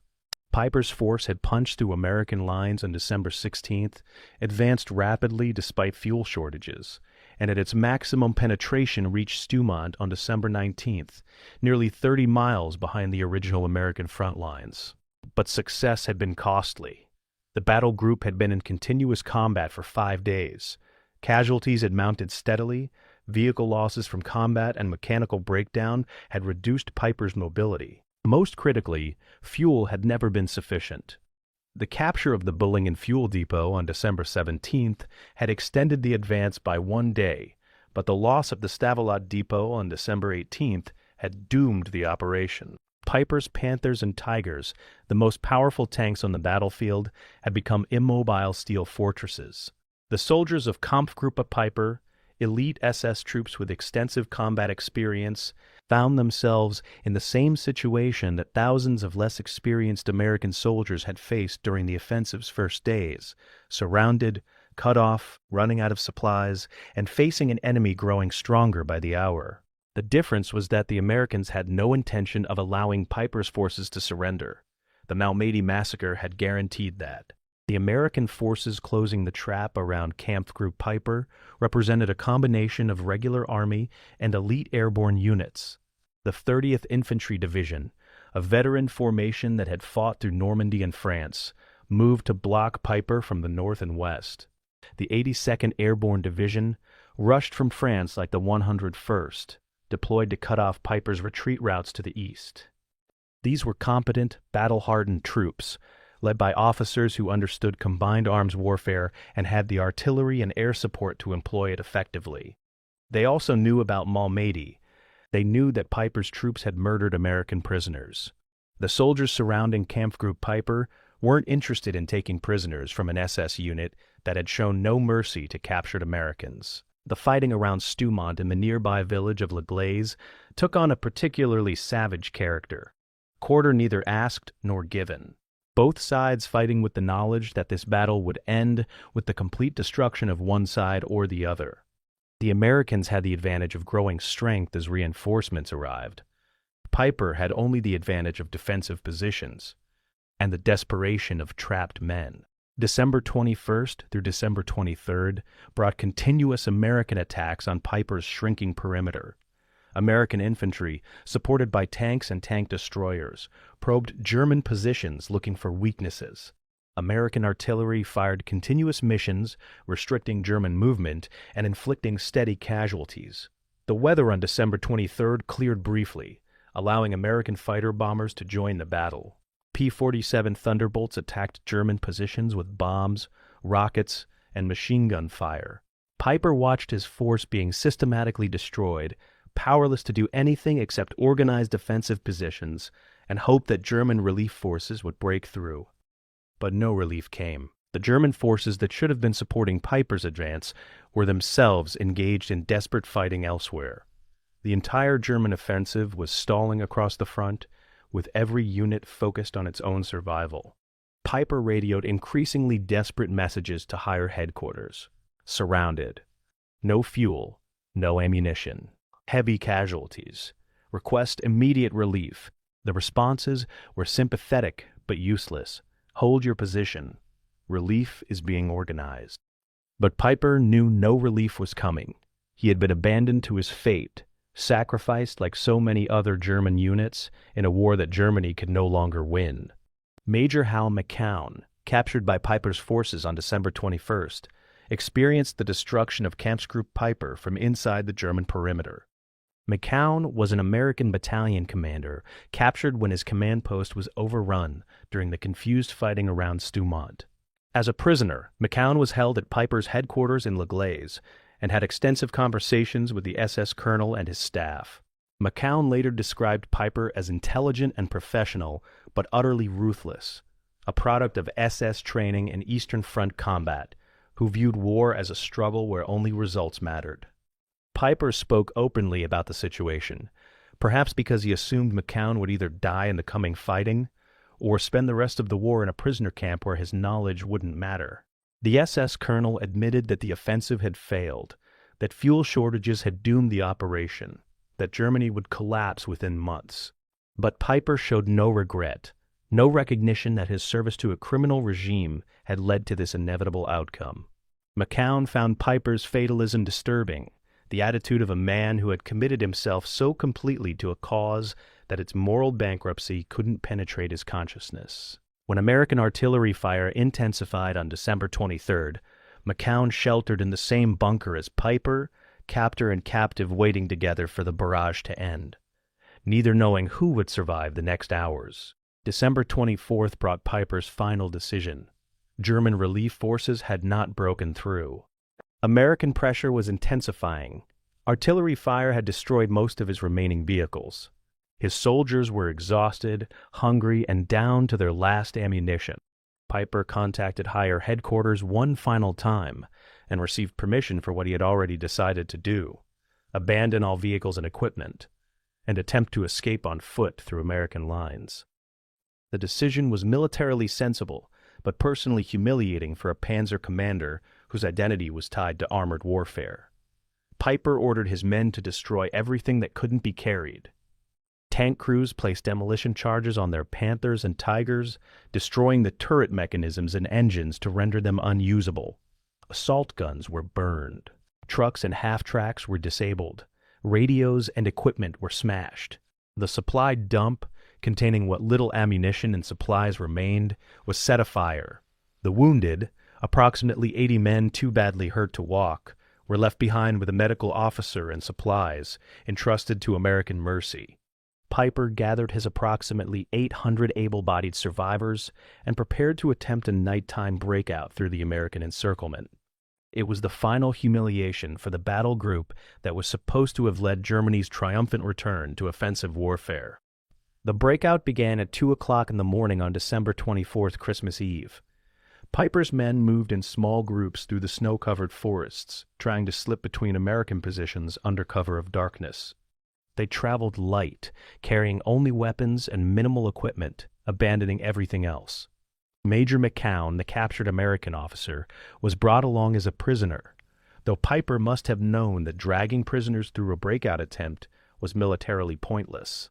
The movement was chaos. American sentries detected some groups and opened fire. Artillery fire fell on likely escape routes. Some German groups got through, others were captured. Still others were scattered and spent days trying to reach German lines. Piper himself, with a core group of his headquarters staff and roughly 750 soldiers, managed to work through American lines over 3 days of difficult movement through forests and across frozen streams. They reached German lines on December 27th, exhausted, frozen, and having abandoned everything except what they carried. Kampfgruppe Piper had ceased to exist as a military formation. Its equipment sat destroyed in Belgian villages. Its casualties numbered over 3,000 killed, wounded, and captured. Its mission had failed completely. The spearhead of Germany's last great offensive had been broken and scattered by American forces that Piper had underestimated and that had shown his unit no mercy after Malmedy. American forces entered La Glaise on December 25th, Christmas Day, and found a scene that perfectly symbolized the failure of Hitler's Ardennes gamble. The village was littered with destroyed German equipment. 51 Panther tanks, 45 Panzer Mark IV tanks, 23 Tiger tanks, 16 assault guns, dozens of half-tracks, trucks, and other vehicles, all abandoned intact or hastily destroyed, left behind because the Germans had no fuel to move them and no way to defend them. American intelligence officers examined the vehicles, documenting their condition and photographing them for analysis. Many vehicles were in perfect mechanical condition, except for empty fuel tanks. Some had been driven until they literally ran out of gas, then left where they stopped.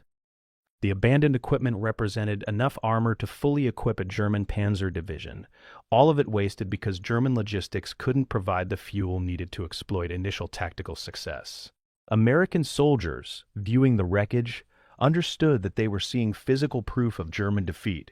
The vehicles represented technological sophistication and industrial capability, but they were useless without the fuel to move them and the strategic depth to sustain offensive operations.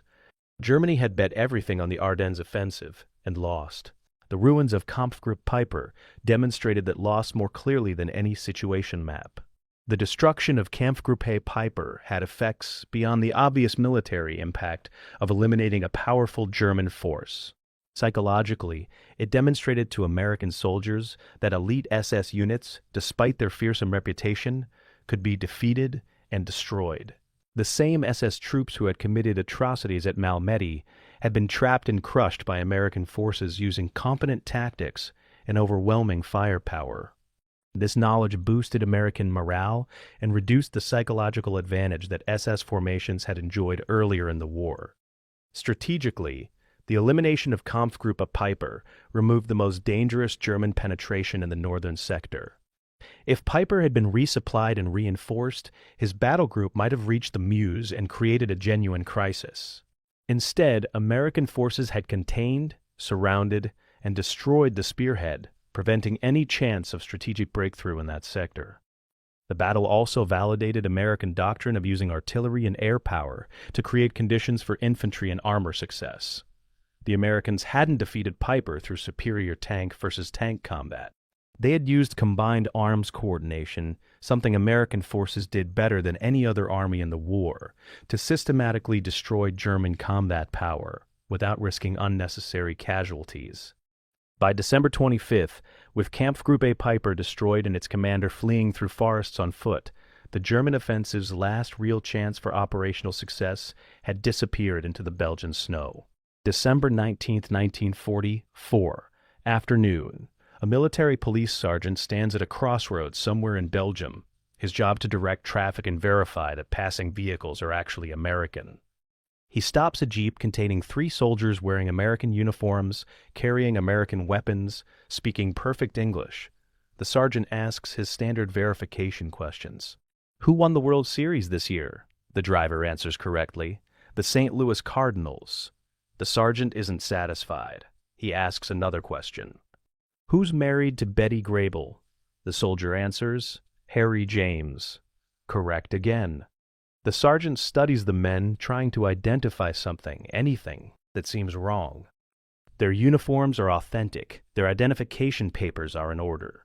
Their jeep has correct markings, but something feels off, some instinct that comes from months of service. The sergeant orders the men to step out of the vehicle while he inspects it more carefully. Under the seat, he finds a German submachine gun poorly concealed beneath a blanket. The sergeant draws his pistol and orders the men to raise their hands.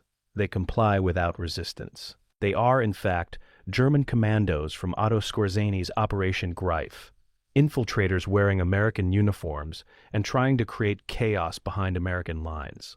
The sergeant has just caught 3 of the roughly 200 German infiltrators operating in the American rear area. But the damage these few commandos could inflict was trivial compared to the psychological damage caused by the fear of infiltrators.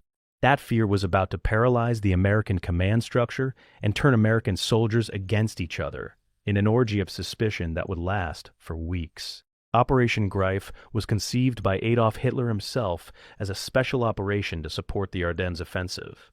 SS Colonel Otto Skorzeny, famous for rescuing Mussolini in 1943, received orders to form a special brigade of English-speaking German soldiers who would infiltrate American lines wearing captured American uniforms.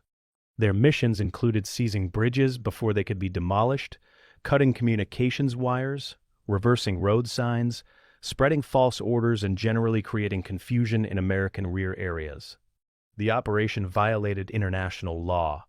The Hague Convention explicitly forbade combatants from wearing enemy uniforms. Any soldier caught in enemy uniform could be executed as a spy. But Hitler's Germany in December 1944 was beyond caring about international law. Skorzeny recruited volunteers who understood the risks. He managed to assemble approximately 200 men with sufficient English language skills, though many spoke with heavy accents that would betray them under careful questioning. He acquired captured American jeeps, uniforms, weapons, and equipment. The commandos received briefings on American slang, ranks, and organization.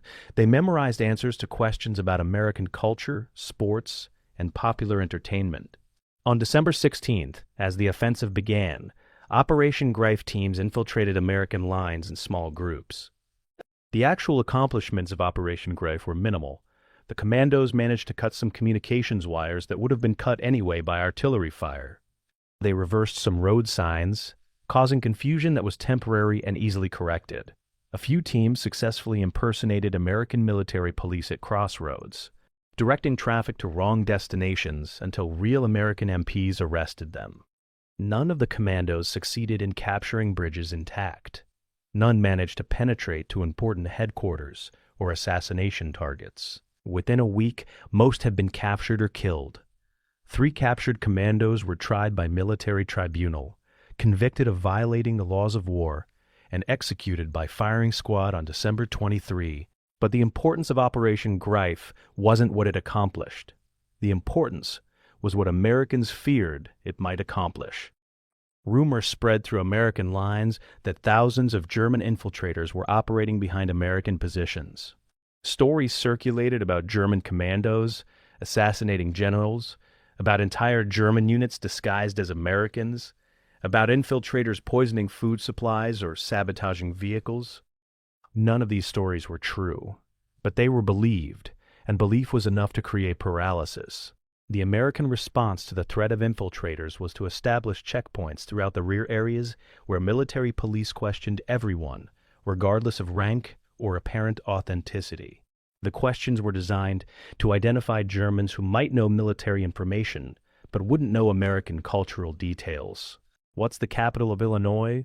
Who plays center field for the Yankees? What's the name of the Lone Ranger's horse? The problem was that these questions didn't just catch infiltrators.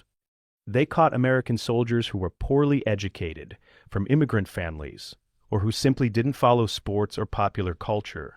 An American private whose family had emigrated from Poland and who had never attended a baseball game could easily fail questions about American sports. A soldier from a rural area who had never seen a movie might not know which actress was married to which band leader. The checkpoints created an atmosphere where American soldiers suspected each other, where giving a wrong answer to a trivia question could result in detention and interrogation. The psychological impact was devastating. Soldiers who should have been focused on fighting Germans were instead worrying about proving they were American. The most famous victim of infiltrator paranoia was General Omar Bradley himself. On December 17th, Bradley's vehicle was stopped at a checkpoint. The military police sergeant, following standard procedures, asked the general to identify himself and answer verification questions. Bradley provided his identification and answered the questions. When asked about the capital of Illinois, Bradley confidently answered Springfield, which is correct. But the MP sergeant, poorly educated himself, believed the capital was Chicago. The sergeant, convinced he had caught a German infiltrator impersonating an American general, detained Bradley for 30 minutes while his identity was verified through higher headquarters. Bradley was furious, but later admitted the incident demonstrated both the absurdity and the seriousness of the infiltrator problem. If a 4-star general could be detained because an MP gave him a wrong answer, what was happening to ordinary soldiers at checkpoints throughout the rear area? The answer was that thousands of man-hours were being wasted, convoys were being delayed, and units were arriving late to critical positions because of checkpoint delays. The Germans had achieved more through fear than they ever could have through actual sabotage. The paranoia extended to the highest levels of command, when captured German commandos under interrogation claimed that their mission included assassinating Eisenhower. Allied security went into overdrive. The Supreme Commander was virtually confined to his headquarters at Versailles, surrounded by additional guards, forbidden from his usual practice of visiting forward units. Bradley received similar restrictions. Patton characteristically refused increased security and continued moving around his sector, daring any German commando to try something. The restriction of senior commanders to their headquarters had operational effects beyond the obvious inconvenience. Eisenhower couldn't personally assess situations at the front. Bradley couldn't meet face-to-face with division commanders in threatened sectors. The command structure became more remote, more dependent on second-hand reports, less able to understand the nuanced reality of a confused battlefield. German commandos numbering fewer than 200 had effectively removed the Allied Supreme Commander and his top subordinates from direct involvement in operations for days. It was a remarkable return on investment for an operation that had cost Germany almost nothing to execute. Friendly fire incidents increased dramatically during the Battle of the Bulge, many of them caused by infiltrator paranoia. American units, warned that German soldiers might be wearing American uniforms, became trigger-happy when encountering other American units. Soldiers demanded passwords and countersigns, then sometimes opened fire even when correct passwords were given, because they didn't trust that the password hadn't been compromised. Vehicles approaching friendly positions at night were fired upon before they could identify themselves. In one documented incident, an entire American convoy was engaged by another American unit because someone thought they saw German markings on the vehicles. 4 American soldiers were killed before the mistake was recognized. In another incident, an American tank platoon destroyed 3 American jeeps and killed 7 soldiers because the tank commander was convinced they were infiltrators. Post-battle analysis estimated that over 200 American casualties during the Battle of the Bulge resulted from Americans shooting other Americans in incidents related to infiltrator paranoia. These were preventable casualties, soldiers killed not by the enemy, but by the fear of the enemy's deception operations. The psychological warfare aspects of the Battle of the Bulge extended beyond Operation Greif. German artillery employed psychological tactics designed to break American morale. They would fire intense bombardments, then suddenly stop, creating eerie silence that was almost worse than the shelling. American soldiers in foxholes would tense, waiting for the next shell, their nerves stretched to breaking point. German propaganda loudspeakers broadcast messages in English, describing American casualties, claiming that American positions were surrounded, offering safe surrender. The broadcasts featured American music, songs about home and loved ones, designed to make American soldiers homesick and demoralized. Some broadcasts claimed that American girlfriends and wives were unfaithful while their men fought overseas, a crude but sometimes effective tactic. American commanders ordered their soldiers to ignore the broadcasts, but you can't unhear things, and the messages planted seeds of doubt and worry that affected morale even when soldiers recognized them as propaganda. The winter weather added to the psychological strain. Soldiers endured temperatures below 20 degrees Fahrenheit without adequate winter clothing, foxholes filled with snow, feet went numb in inadequate boots. Frostbite became as serious a casualty cause as enemy fire. Men who had fought through summer in France discovered that winter warfare was an entirely different experience, one that tested not just courage, but physical endurance. Soldiers huddled in frozen foxholes for days at a time, unable to light fires that would attract enemy attention, eating cold rations, watching their breath freeze in the air, wondering if they would lose toes or fingers to frostbite before the battle ended. The psychological impact of extreme cold combined with combat stress to create conditions where even veteran soldiers reached their breaking point. Combat exhaustion, what would later be called post-traumatic stress disorder, affected thousands of American soldiers during the Bulge. Men who had fought competently for months suddenly broke down, unable to function. The combination of physical cold, fear of infiltrators, uncertainty about the battle's progress, and continuous combat created psychological pressure that exceeded what many soldiers could endure. By December 22nd, American commanders recognized that infiltrator paranoia was causing more damage than actual infiltrators could ever accomplish. Orders went out to reduce checkpoint intensity, to focus verification efforts on actual suspicious behavior rather than trivia questions, to restore trust between American units, but the psychological damage had been done.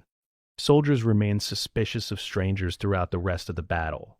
The lesson that Germans might be anywhere, disguised as Americans, proved difficult to unlearn even after nearly all Operation Greif commandos had been captured or killed. The Battle of the Bulge had become a psychological battlefield as much as a physical one, where fear and suspicion were weapons as effective as tanks and artillery.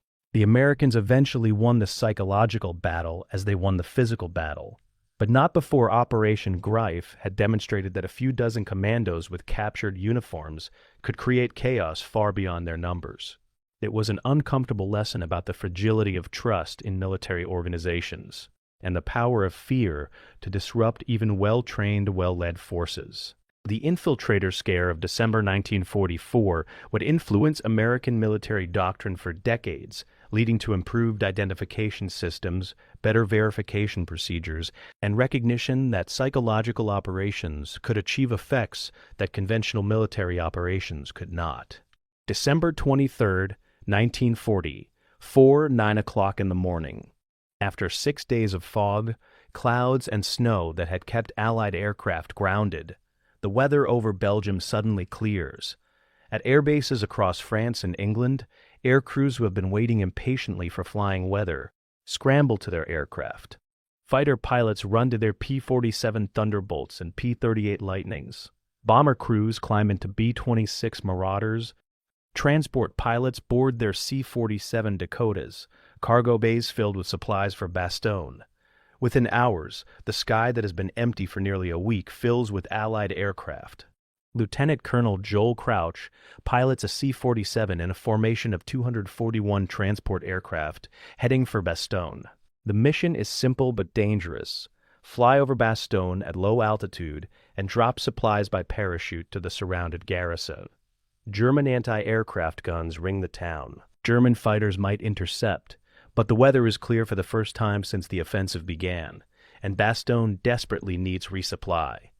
Crouch checks his instruments, maintains formation with the other transports, and watches the Belgian countryside pass below. Ahead, he can see smoke rising from Bastogne. Below, he can see German vehicles, German artillery positions, German forces everywhere, and above him, providing escort, American fighter aircraft that will ensure the transports complete their mission. The air war over the Ardennes, dormant for 6 days due to weather, is about to demonstrate why control of the sky matters as much as control of the ground.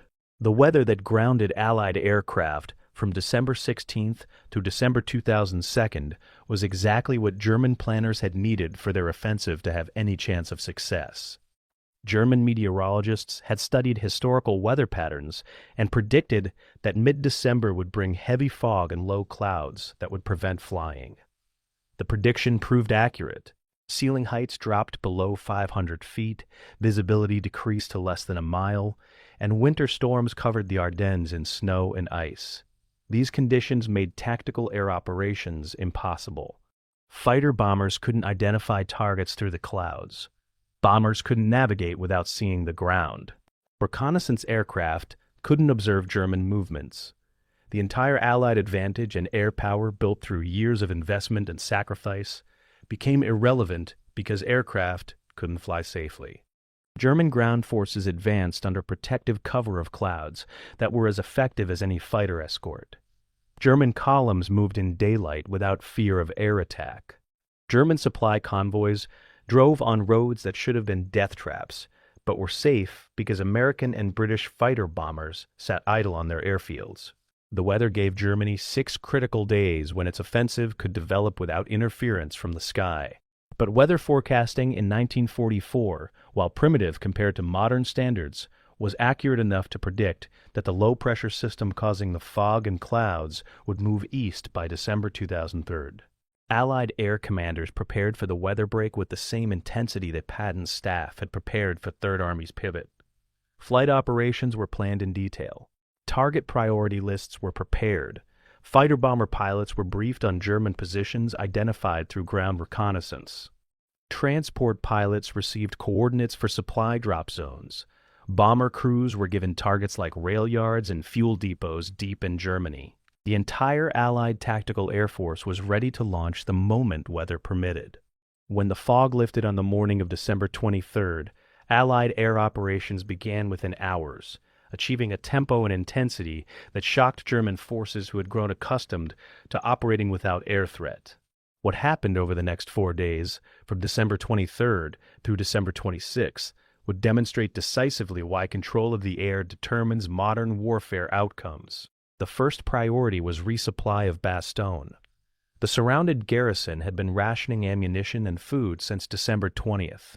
Artillery batteries were down to 10 shells per gun per day.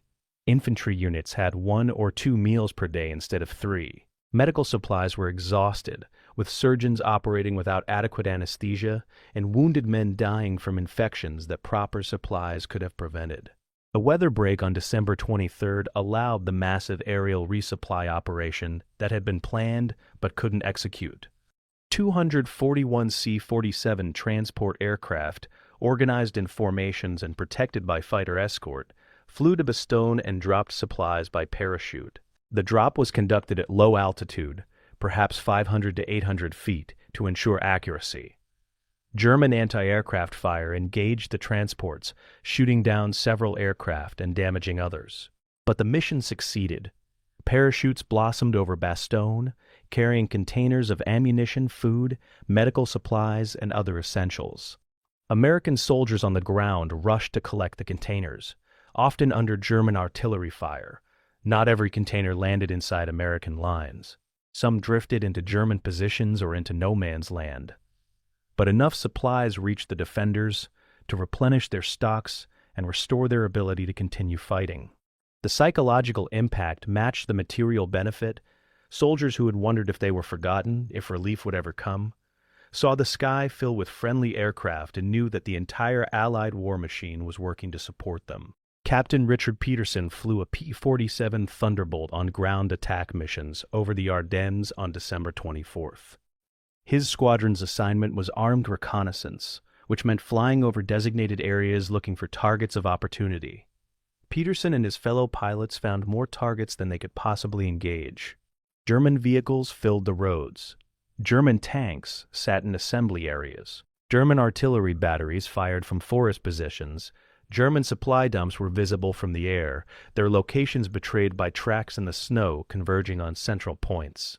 Peterson's squadron attacked in what Allied pilots called cab-rank operations, circling over the battlefield and diving to attack targets as ground controllers or pilots themselves identified them. The P-47 was an excellent ground attack aircraft, heavily armed with 850 caliber machine guns and capable of carrying bombs and rockets. Peterson's aircraft carried 2 500-pound bombs and 8 rockets. He dove on a German panzer column moving west on a road near Marche. His rockets hit 2 tanks, destroying one and damaging another. His bombs hit supply trucks, following the tanks. He made strafing runs with his machine guns, raking the column from end to end. When Peterson's ammunition was exhausted, he climbed back to altitude and flew home. But his squadron mates continued attacking. German forces that had moved freely for 6 days suddenly found themselves under continuous air attack from an enemy they couldn't effectively fight. The statistics of Allied air operations during the 4 days of clear weather were staggering. From December 23rd through December 26th, Allied aircraft flew over 11,000 sorties over the Ardennes and surrounding areas. Fighter bombers alone accounted for over 5,000 sorties, each sortie potentially attacking multiple targets. Post-battle assessment credited Allied air attacks with destroying or damaging over 340 German armored vehicles, over 479 trucks, and other vehicles and numerous artillery pieces and supply dumps. The actual numbers were probably lower, as pilots often overestimated their success in combat conditions. But even conservative estimates suggest that Allied air power destroyed more German combat power in 4 days than ground forces had destroyed in a week. Perhaps more importantly, air attacks forced German forces to disperse, to move only at night, to hide in forests and villages during the day. This dispersal and concealment slowed German operations and prevented the concentration of forces needed for successful attacks.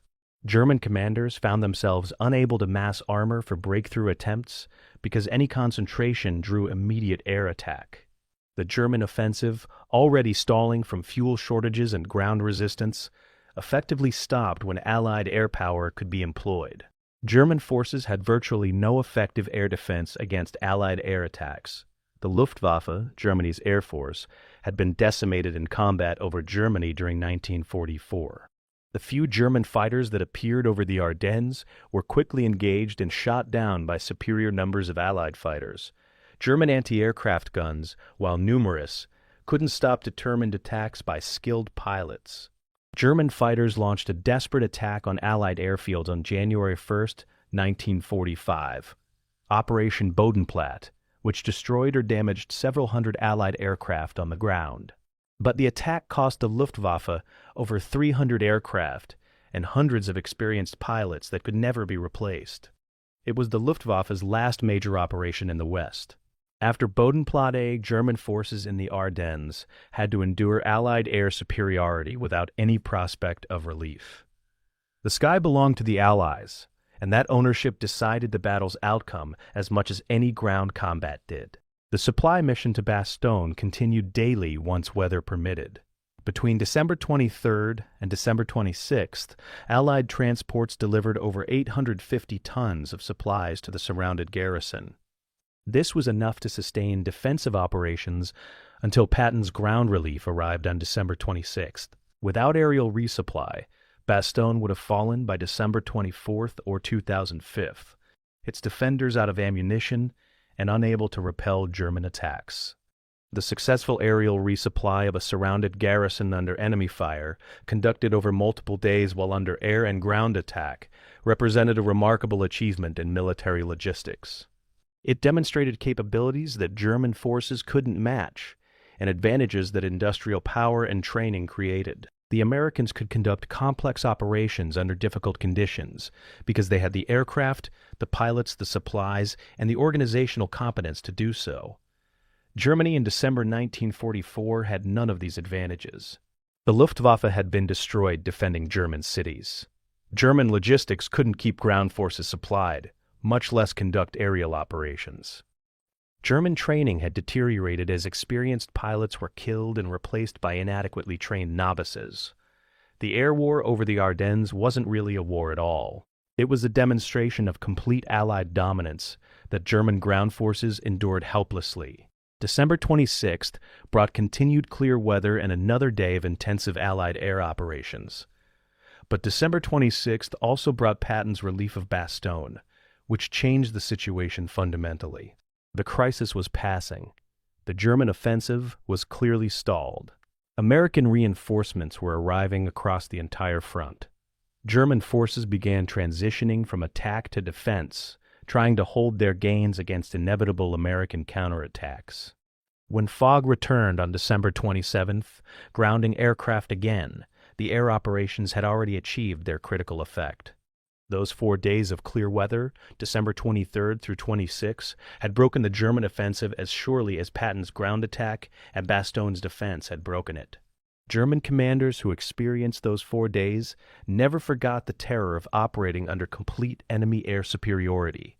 Officers who survived the war described the psychological impact of knowing that any movement, any concentration, any visible position would immediately draw air attack. Soldiers learned to dig deeper, hide better, move only at night, and even then to expect death from the sky. The Battle of the Bulge taught the German army what strategic bombing had already taught German civilians. When your enemy controls the air, you have already lost. The rest is just determining how much you will suffer before surrender becomes inevitable. In the snow-covered forests of the Ardennes, that lesson was taught with bombs, rockets, and machine gun fire delivered from aircraft. The German soldiers could neither evade nor fight. It was a brutal education, and one that ensured Germany's last offensive would end not with triumph, but with catastrophic defeat. December 30th, 1944. In his headquarters deep inside Germany, Adolf Hitler reviews situation maps showing the Ardennes offensive and makes a decision that confirms he has lost touch with military reality. The offensive has clearly stalled. German forces have advanced at most 60 miles, well short of the Meuse River. American resistance has stiffened. Allied reinforcements pour into the sector. Fuel shortages paralyze German armor. Casualties mount without corresponding gains. Any rational military assessment would recommend immediate withdrawal to conserve forces for the inevitable defensive battles ahead. But Hitler doesn't order withdrawal. Instead, he orders a new offensive, Operation Nordwind, in Alsace far to the south. This offensive will divert the last German reserves away from the Ardennes, just when those reserves might stabilize the deteriorating situation there. The decision reflects Hitler's fundamental strategic philosophy: attack, always attack, never retreat, never accept defensive posture. It's the same philosophy that had brought Germany initial successes in the war's early years and catastrophic defeats in its later years. Hitler's generals, hearing the order for Nordwind, understand that the Führer has condemned the Ardennes offensive to failure and possibly condemned Germany itself to faster collapse. But nobody dares contradict Hitler. The orders are transmitted. German forces begin preparing for Nordwind. And in the Ardennes, German soldiers realize that help isn't coming, that they will have to hold their positions or retreat without reinforcement. The death of Hitler's dream is becoming visible to everyone except Hitler himself. January 3, 1945, General Hasso von Manteuffel, commander of the 5th Panzer Army that has led much of the German offensive in the Ardennes, sends a brutally honest report to German headquarters. His forces have reached their maximum penetration and can advance no further. Fuel is exhausted. Ammunition is critically low. Casualties have reduced unit strength below effective levels. American pressure increases daily. Von Manteuffel's report identifies the furthest German advance, the village of Sels, approximately 4 miles from the Meuse River. It's the high water mark of Hitler's last gamble, 60 miles from the start line and 40 miles short of Antwerp. At Sels, the 2nd Panzer Division, one of Germany's premier armored formations, has run out of fuel and been surrounded by American forces. Over the next 2 days, the division will be systematically destroyed, losing 1,200 prisoners and 88 tanks. Von Manteuffel's report doesn't explicitly state that the offensive has failed.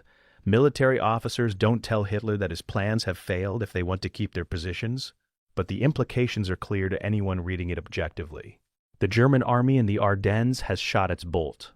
Everything now depends on whether German forces can withdraw in good order before American counteroffensives encircle and destroy them. The scene at Sels on January 3rd perfectly symbolized the German offensive's failure.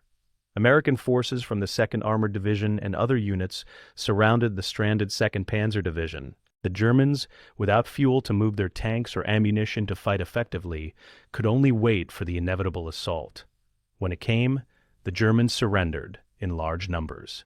American soldiers found dozens of perfectly operational Panthers and Tigers abandoned in fields and forests around Sels, their fuel tanks empty, their crews gone.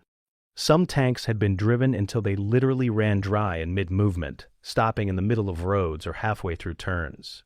The tank crews had tried to destroy their vehicles before surrendering, but many demolition attempts failed, leaving intact tanks for American intelligence officers to examine. The scene was repeated across the German penetration.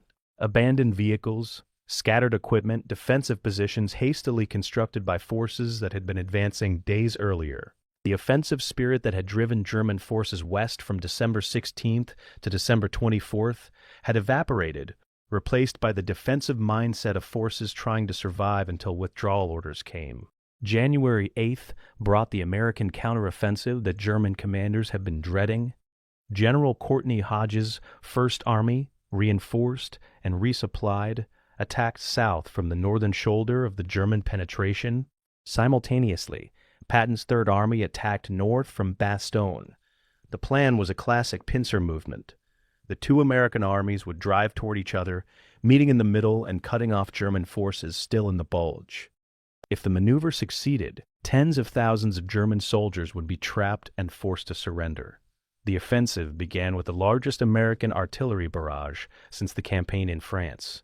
Over 2,000 American guns fired preparatory bombardments, pulverizing German defensive positions. American infantry and armor then advanced behind the artillery, pushing into German lines. The fighting was intense, but fundamentally different from the early days of the German offensive. Now the Americans were attacking with overwhelming superiority in numbers, firepower, and logistics. German defenders fought stubbornly, but were ground down by forces they couldn't match, Every German casualty was irreplaceable. Every lost tank would never be rebuilt. The Germans were fighting a delaying action, trying to slow American advance long enough for their forces deeper in the Bulge to withdraw. The weather during the American counteroffensive alternated between clear days when Allied air power dominated and foggy days when ground forces fought without air support. But even on foggy days, American advantages in artillery and logistics determined outcomes. German artillery, short on ammunition and subject to counter-battery fire whenever it revealed positions, couldn't match American fire support. German infantry, exhausted from weeks of combat and reduced by casualties, couldn't hold positions against fresh American divisions. German armor, critically short of fuel, often couldn't maneuver to meet American attacks. The battles of early and mid-January 1945 were attritional slugfests where Americans accepted significant casualties but inflicted far worse losses on defenders who couldn't afford them. Village by village, hill by hill, forest by forest, American forces pushed the Germans back toward their starting positions. The question wasn't whether the Americans would eliminate the Bulge, but whether they would do it fast enough to trap significant German forces before they could escape. January 16, 1945, exactly 1 month after the German offensive began. American forces from 1st Army and 3rd Army link up at Hoffelise, a small Belgian town in the center of the former German penetration. The link-up means the Bulge has been eliminated. German forces have either withdrawn to their starting positions or been captured. The Battle of the Bulge, the largest battle ever fought by the United States Army, is effectively over. The fighting will continue for a few more days as isolated German units are eliminated and final positions established, but the outcome is no longer in doubt. American forces hold the ground they held on December 15th, plus some additional territory taken during the counteroffensive. German forces have been pushed back to or behind their December 15th positions. The month-long battle has achieved nothing for Germany except casualties it cannot afford, and the expenditure of resources it cannot replace. Hitler's last offensive has failed completely. The dream of splitting the Allied armies, capturing Antwerp, and forcing a negotiated peace has died in Belgian snow alongside 30,000 German soldiers, whose bodies will be found over the following weeks as the snow melts. The butcher's bill for the Battle of the Bulge was staggering. American casualties totaled nearly 90,000, 19,000 killed, 47,000 wounded, 23,000 captured or missing. German casualties exceeded 125,000, 12,000 killed, 38,000 wounded, 30,000 captured, and over 63,000 missing, most of whom were probably dead. Belgian and Luxembourg civilians had suffered as well. Over 700 civilians killed, thousands more wounded, hundreds of towns and villages damaged or destroyed. The material losses were equally severe. Germany lost approximately 600 tanks and assault guns, 1,600 aircraft, and 6,000 vehicles of all types. American losses included 730 tanks, 600 aircraft, and thousands of vehicles. But the critical difference was replaceability. American industry could replace all losses within 6 weeks. New tanks rolled off assembly lines in Detroit. New aircraft came from factories in California and Texas. Replacement soldiers trained in camps across the United States and shipped to Europe by the thousands. Germany could replace none of its losses. German industry, hammered by Allied bombing, couldn't produce enough equipment to meet defensive needs, much less replace offensive losses. German manpower reserves were exhausted, with teenagers and old men being conscripted to fill depleted units. The Battle of the Bulge had consumed Germany's last mobile reserves and guaranteed that when the Allies resumed offensive operations, German resistance would collapse rapidly. The strategic consequences of the Battle of the Bulge extended far beyond the immediate tactical situation. German forces that had been destroyed or badly damaged in the Ardennes would not be available to defend the Rhine River when Allied armies reached it in March. The reserves that Hitler had squandered on the offensive could have made Rhine crossings vastly more difficult and costly. Instead, when American forces captured the bridge at Remagen intact on March 7th and established a bridgehead across the Rhine, German forces were too weak to eliminate it. The bridge capture, which led to rapid Allied advance into the heart of Germany, was possible only because German reserves had been destroyed in the Ardennes. Similarly, Soviet offensives in the east, which resumed in January 1945, encountered weaker resistance than they otherwise would have because German forces couldn't be shifted from west to east after the Ardennes disaster. Hitler's decision to gamble on an offensive in the west had created the conditions for German collapse on both fronts. By April, Allied armies from west and east were driving into Germany almost unopposed, meeting at the Elbe River on April 25th. Germany surrendered on May 8th. Military historians have calculated that the Ardennes offensive, rather than delaying German defeat, actually accelerated it by 6 to 8 weeks. Those weeks potentially saved hundreds of thousands of lives by ending the war sooner. Colonel Creighton Abrams, whose tank battalion had broken through to Bastogne, later reflected on the Battle of the Bulge from the perspective of decades. Abrams went on to become Army Chief of Staff and one of the most respected military leaders of his generation. He said the Bulge taught him that determination and competence matter more than firepower, that soldiers will achieve extraordinary results if they're properly led, and believe in their mission, that logistical realities determine strategic outcomes regardless of tactical brilliance. Abrams particularly emphasized the lesson that attacking is easy, sustaining offensive operations is hard, and armies that outrun their logistics are doomed regardless of how well they fight. The German army had learned this lesson at enormous cost. The American army had demonstrated that understanding logistics wins wars. When Germany's most powerful offensive ran out of fuel 60 miles from its start line, no amount of tactical skill or soldier courage could salvage the situation. Wars are won by the side that can sustain operations, replace losses, and maintain pressure until the enemy collapses. In December 1944 and January 1945, that side was clearly the United States and its allies. Germany's last throw of the dice had failed, and with it died any hope that the Third Reich could avoid complete defeat. January 20th, 1945. Graves registration teams worked the frozen ground of the Ardennes, the grim task of recovering and identifying American dead who fell during the month-long battle. The ground is still frozen solid, making digging difficult. Bodies lie where they fell, preserved by cold, sometimes buried in snow, often scattered across former battlefields. Private First Class Robert Palmer leads a Graves registration team working near Malmedy. Palmer is 24 years old, from Iowa, assigned to this duty because someone has to do it, and he volunteered when his unit needed men for the detail. The work is heartbreaking. Each body represents a life, a family that will receive a telegram, parents or wives who will grieve. Palmer and his team treat each fallen soldier with respect, checking for identification, recording location and circumstances when possible, preparing remains for temporary burial until they can be shipped home or interred in military cemeteries. Over 19,000 American soldiers died during the Battle of the Bulge. Palmer's team is recovering perhaps 100 over several weeks of work. Other teams work other sectors. It will take months to recover all the dead, and some will never be found, their remains lost in forests or buried under collapsed buildings. Palmer doesn't think about the strategic significance of the battle or the reasons these men died. He thinks about the letters in their pockets, the photographs of loved ones, the small personal items that make each death individual and terrible.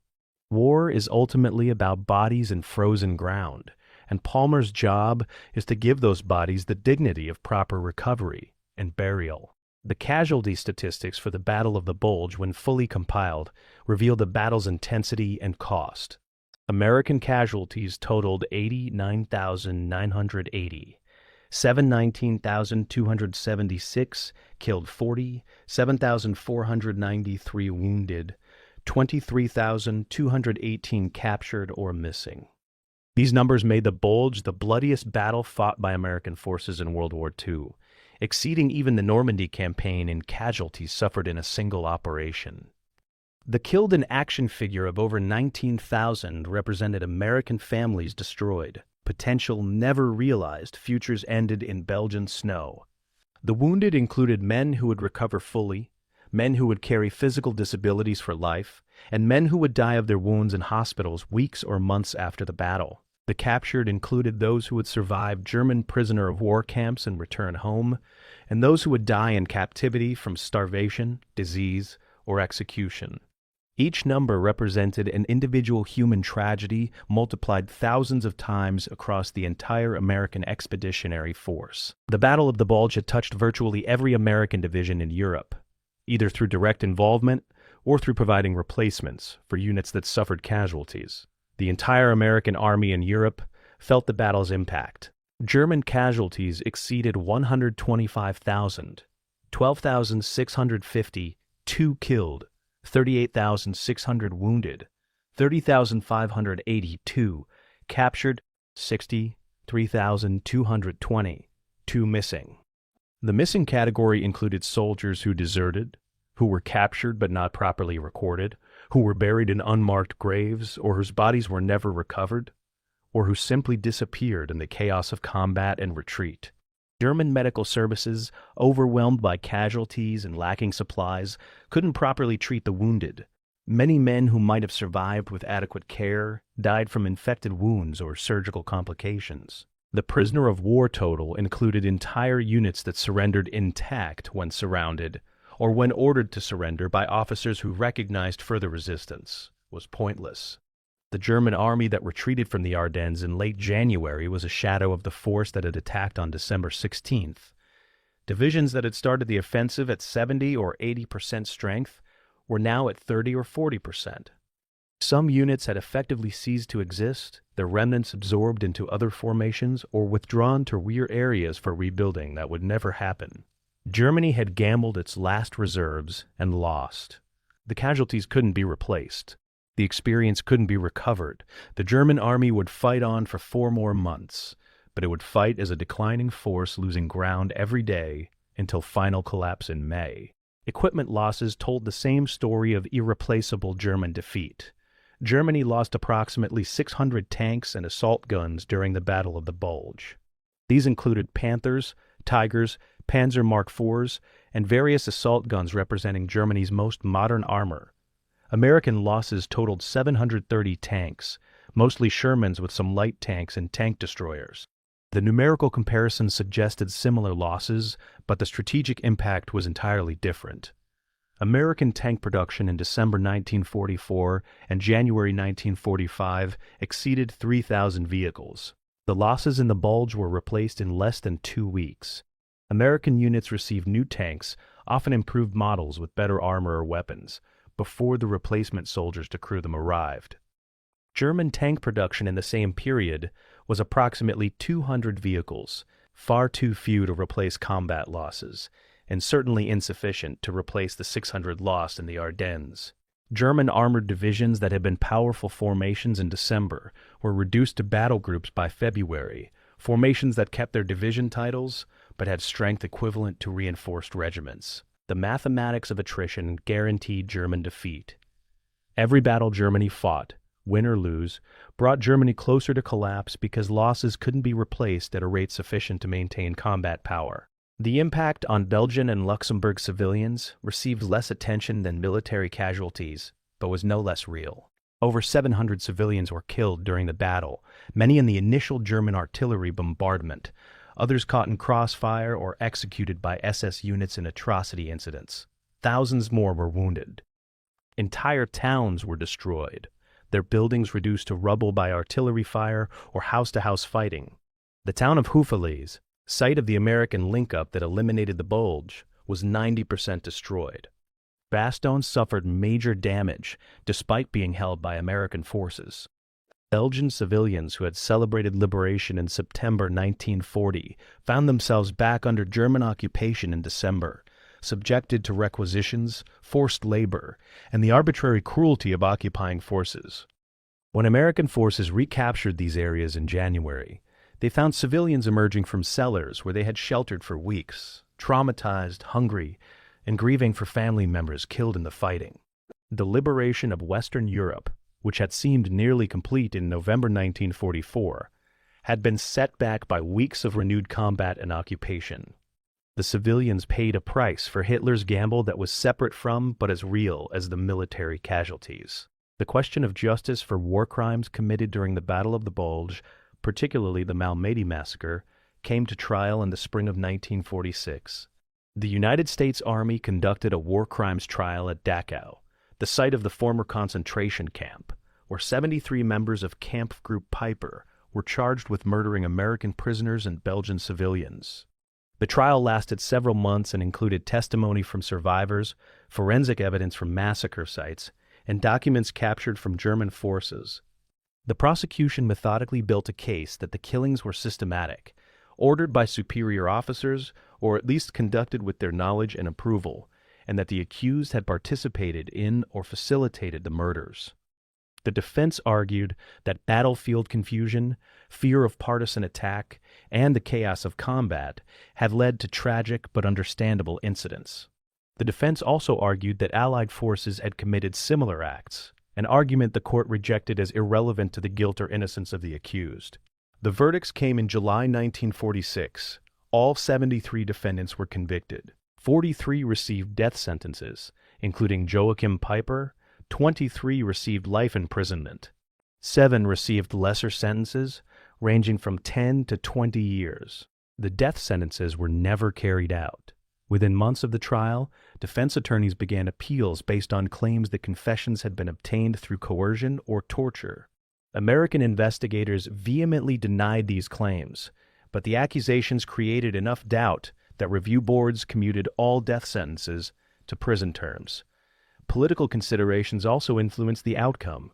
By 1947, the Cold War was beginning, and Germany was becoming an important potential ally against the Soviet Union. Executing German war criminals became diplomatically awkward when the United States was trying to rebuild West Germany as a bulwark against communism. Review authorities progressively reduced sentences. By 1950, every defendant initially sentenced to death was serving a prison term. By 1956, 10 years after conviction, every prisoner had been released. Joachim Piper, who had commanded the unit responsible for murdering over 350 Americans and Belgian civilians, served 11 years and was released in 1956 at age 41. The survivors of Malmedy and families of victims felt betrayed by a justice system that had convicted war criminals but then released them for political convenience. Piper lived quietly in Germany until 1976, when he was murdered by unknown assailants, possibly French communists or possibly Malmedy survivors seeking revenge that the justice system hadn't provided. Among the prisoners captured during the Battle of the Bulge was Private Kurt Vonnegut, who survived the Schnee-Eifel surrender, endured transport to prisoner of war camps in eastern Germany, and was in Dresden on February 13, 1945. When Allied bombers attacked that city in one of the war's most controversial raids. Vonnegut survived the firebombing by sheltering in a slaughterhouse meat locker, an experience that haunted him for decades and eventually became the central event of his novel Slaughterhouse 5, published in 1969. Vonnegut's fictional treatment of the Battle of the Bulge and its aftermath captured something that official histories often miss: the absurdity and horror of war from the perspective of an ordinary soldier caught in events beyond his control or understanding. Vonnegut's protagonist, Billy Pilgrim, becomes unstuck in time, experiencing different moments of his life in random order, a narrative technique that reflected the psychological fragmentation that combat veterans often experience. The novel resonated with veterans of many wars who recognized in Vonnegut's writing a truth about combat that official narratives rarely captured. Vonnegut's experience in the Battle of the Bulge, from capture through imprisonment through survival of Dresden, shaped his literary career and his anti-war philosophy for the rest of his life. The Americans who fought in the Battle of the Bulge carried their experiences for decades. Some suppressed the memories, refusing to talk about the battle even with family members. Others processed their experiences through veterans organizations, finding community with men who had shared similar traumas. Still others sought meaning in their service, believing that their sacrifices had contributed to victory over tyranny and the preservation of freedom. The Battle of the Bulge remained the largest and bloodiest battle in American military history until the later wars in Korea and Vietnam. Veterans identified themselves by their service. I was at Bastogne, or I fought on Elsenborn Ridge, or I was with Patton's relief force. These identifications created bonds and provided framework for understanding experiences that were otherwise incomprehensible. The Battle of the Bulge defined a generation of American soldiers, marking them as men who had faced the worst that war could offer and had prevailed despite the cost. Their sacrifices bought victory, but the price was measured in traumatized minds, broken bodies, and memories that would never fully heal regardless of how many years passed. The accounting for the Battle of the Bulge, in the end, comes down to individual lives disrupted, ended, or changed forever.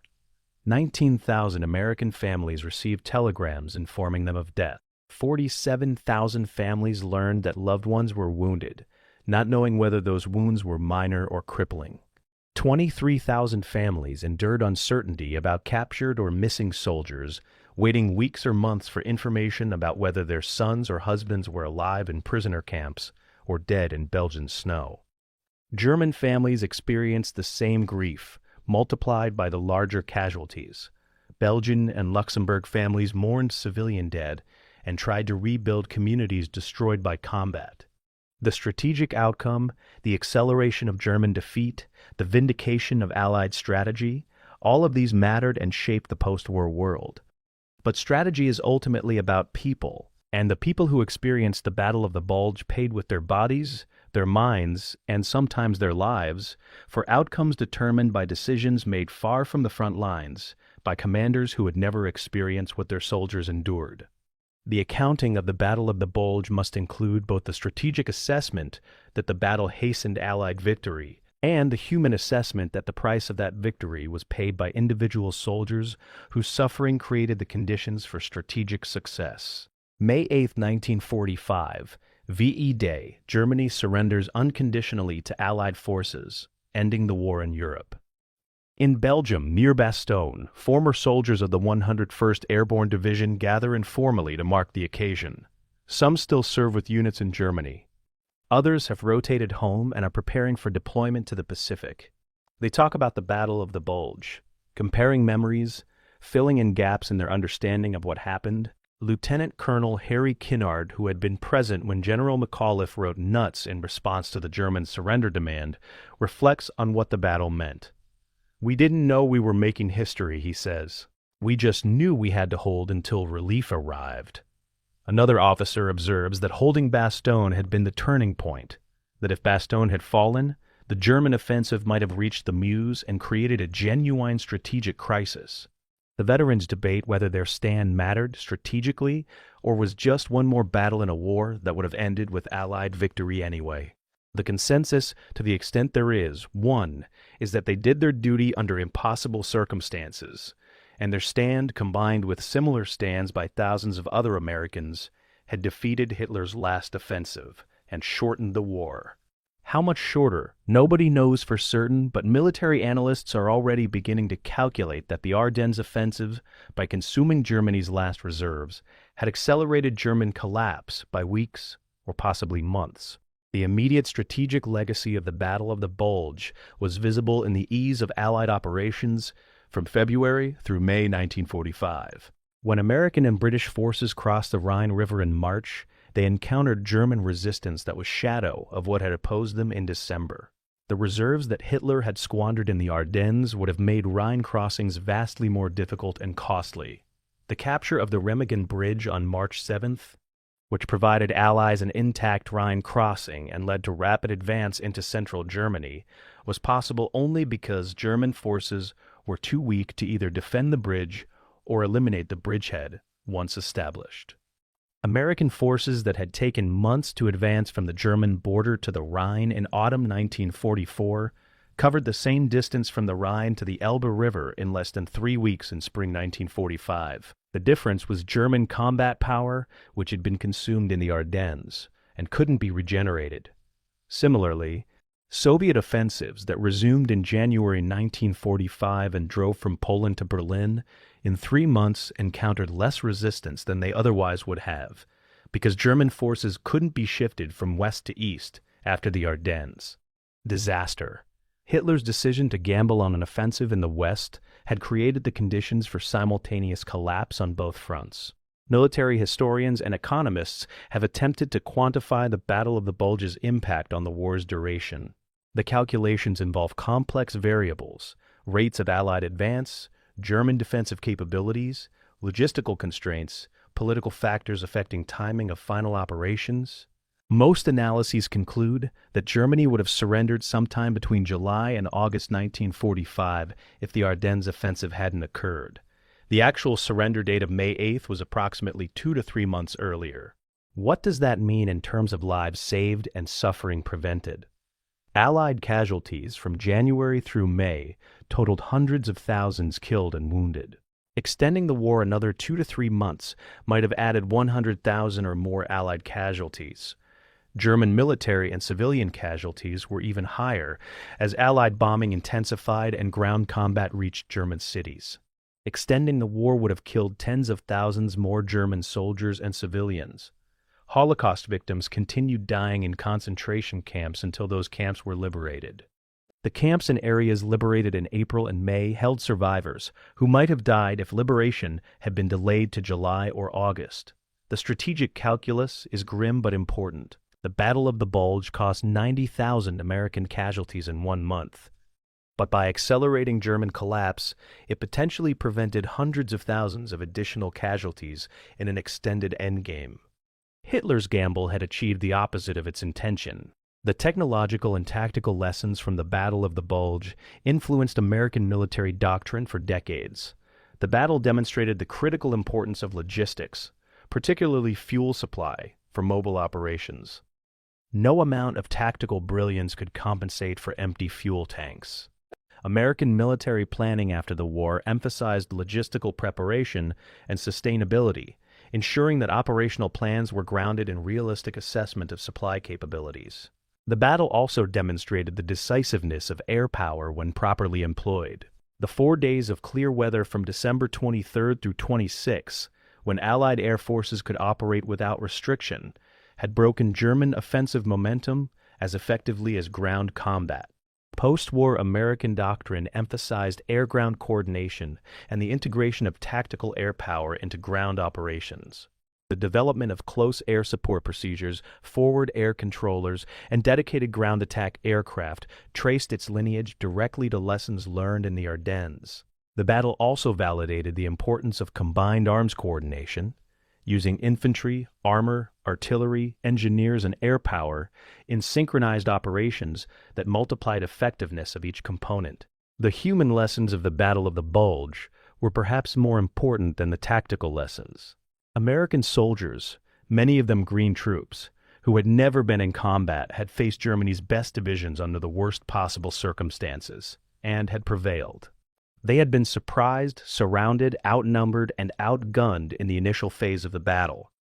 But they had held critical positions, maintained unit cohesion despite heavy casualties, and adapted to changing circumstances with flexibility that German forces couldn't match.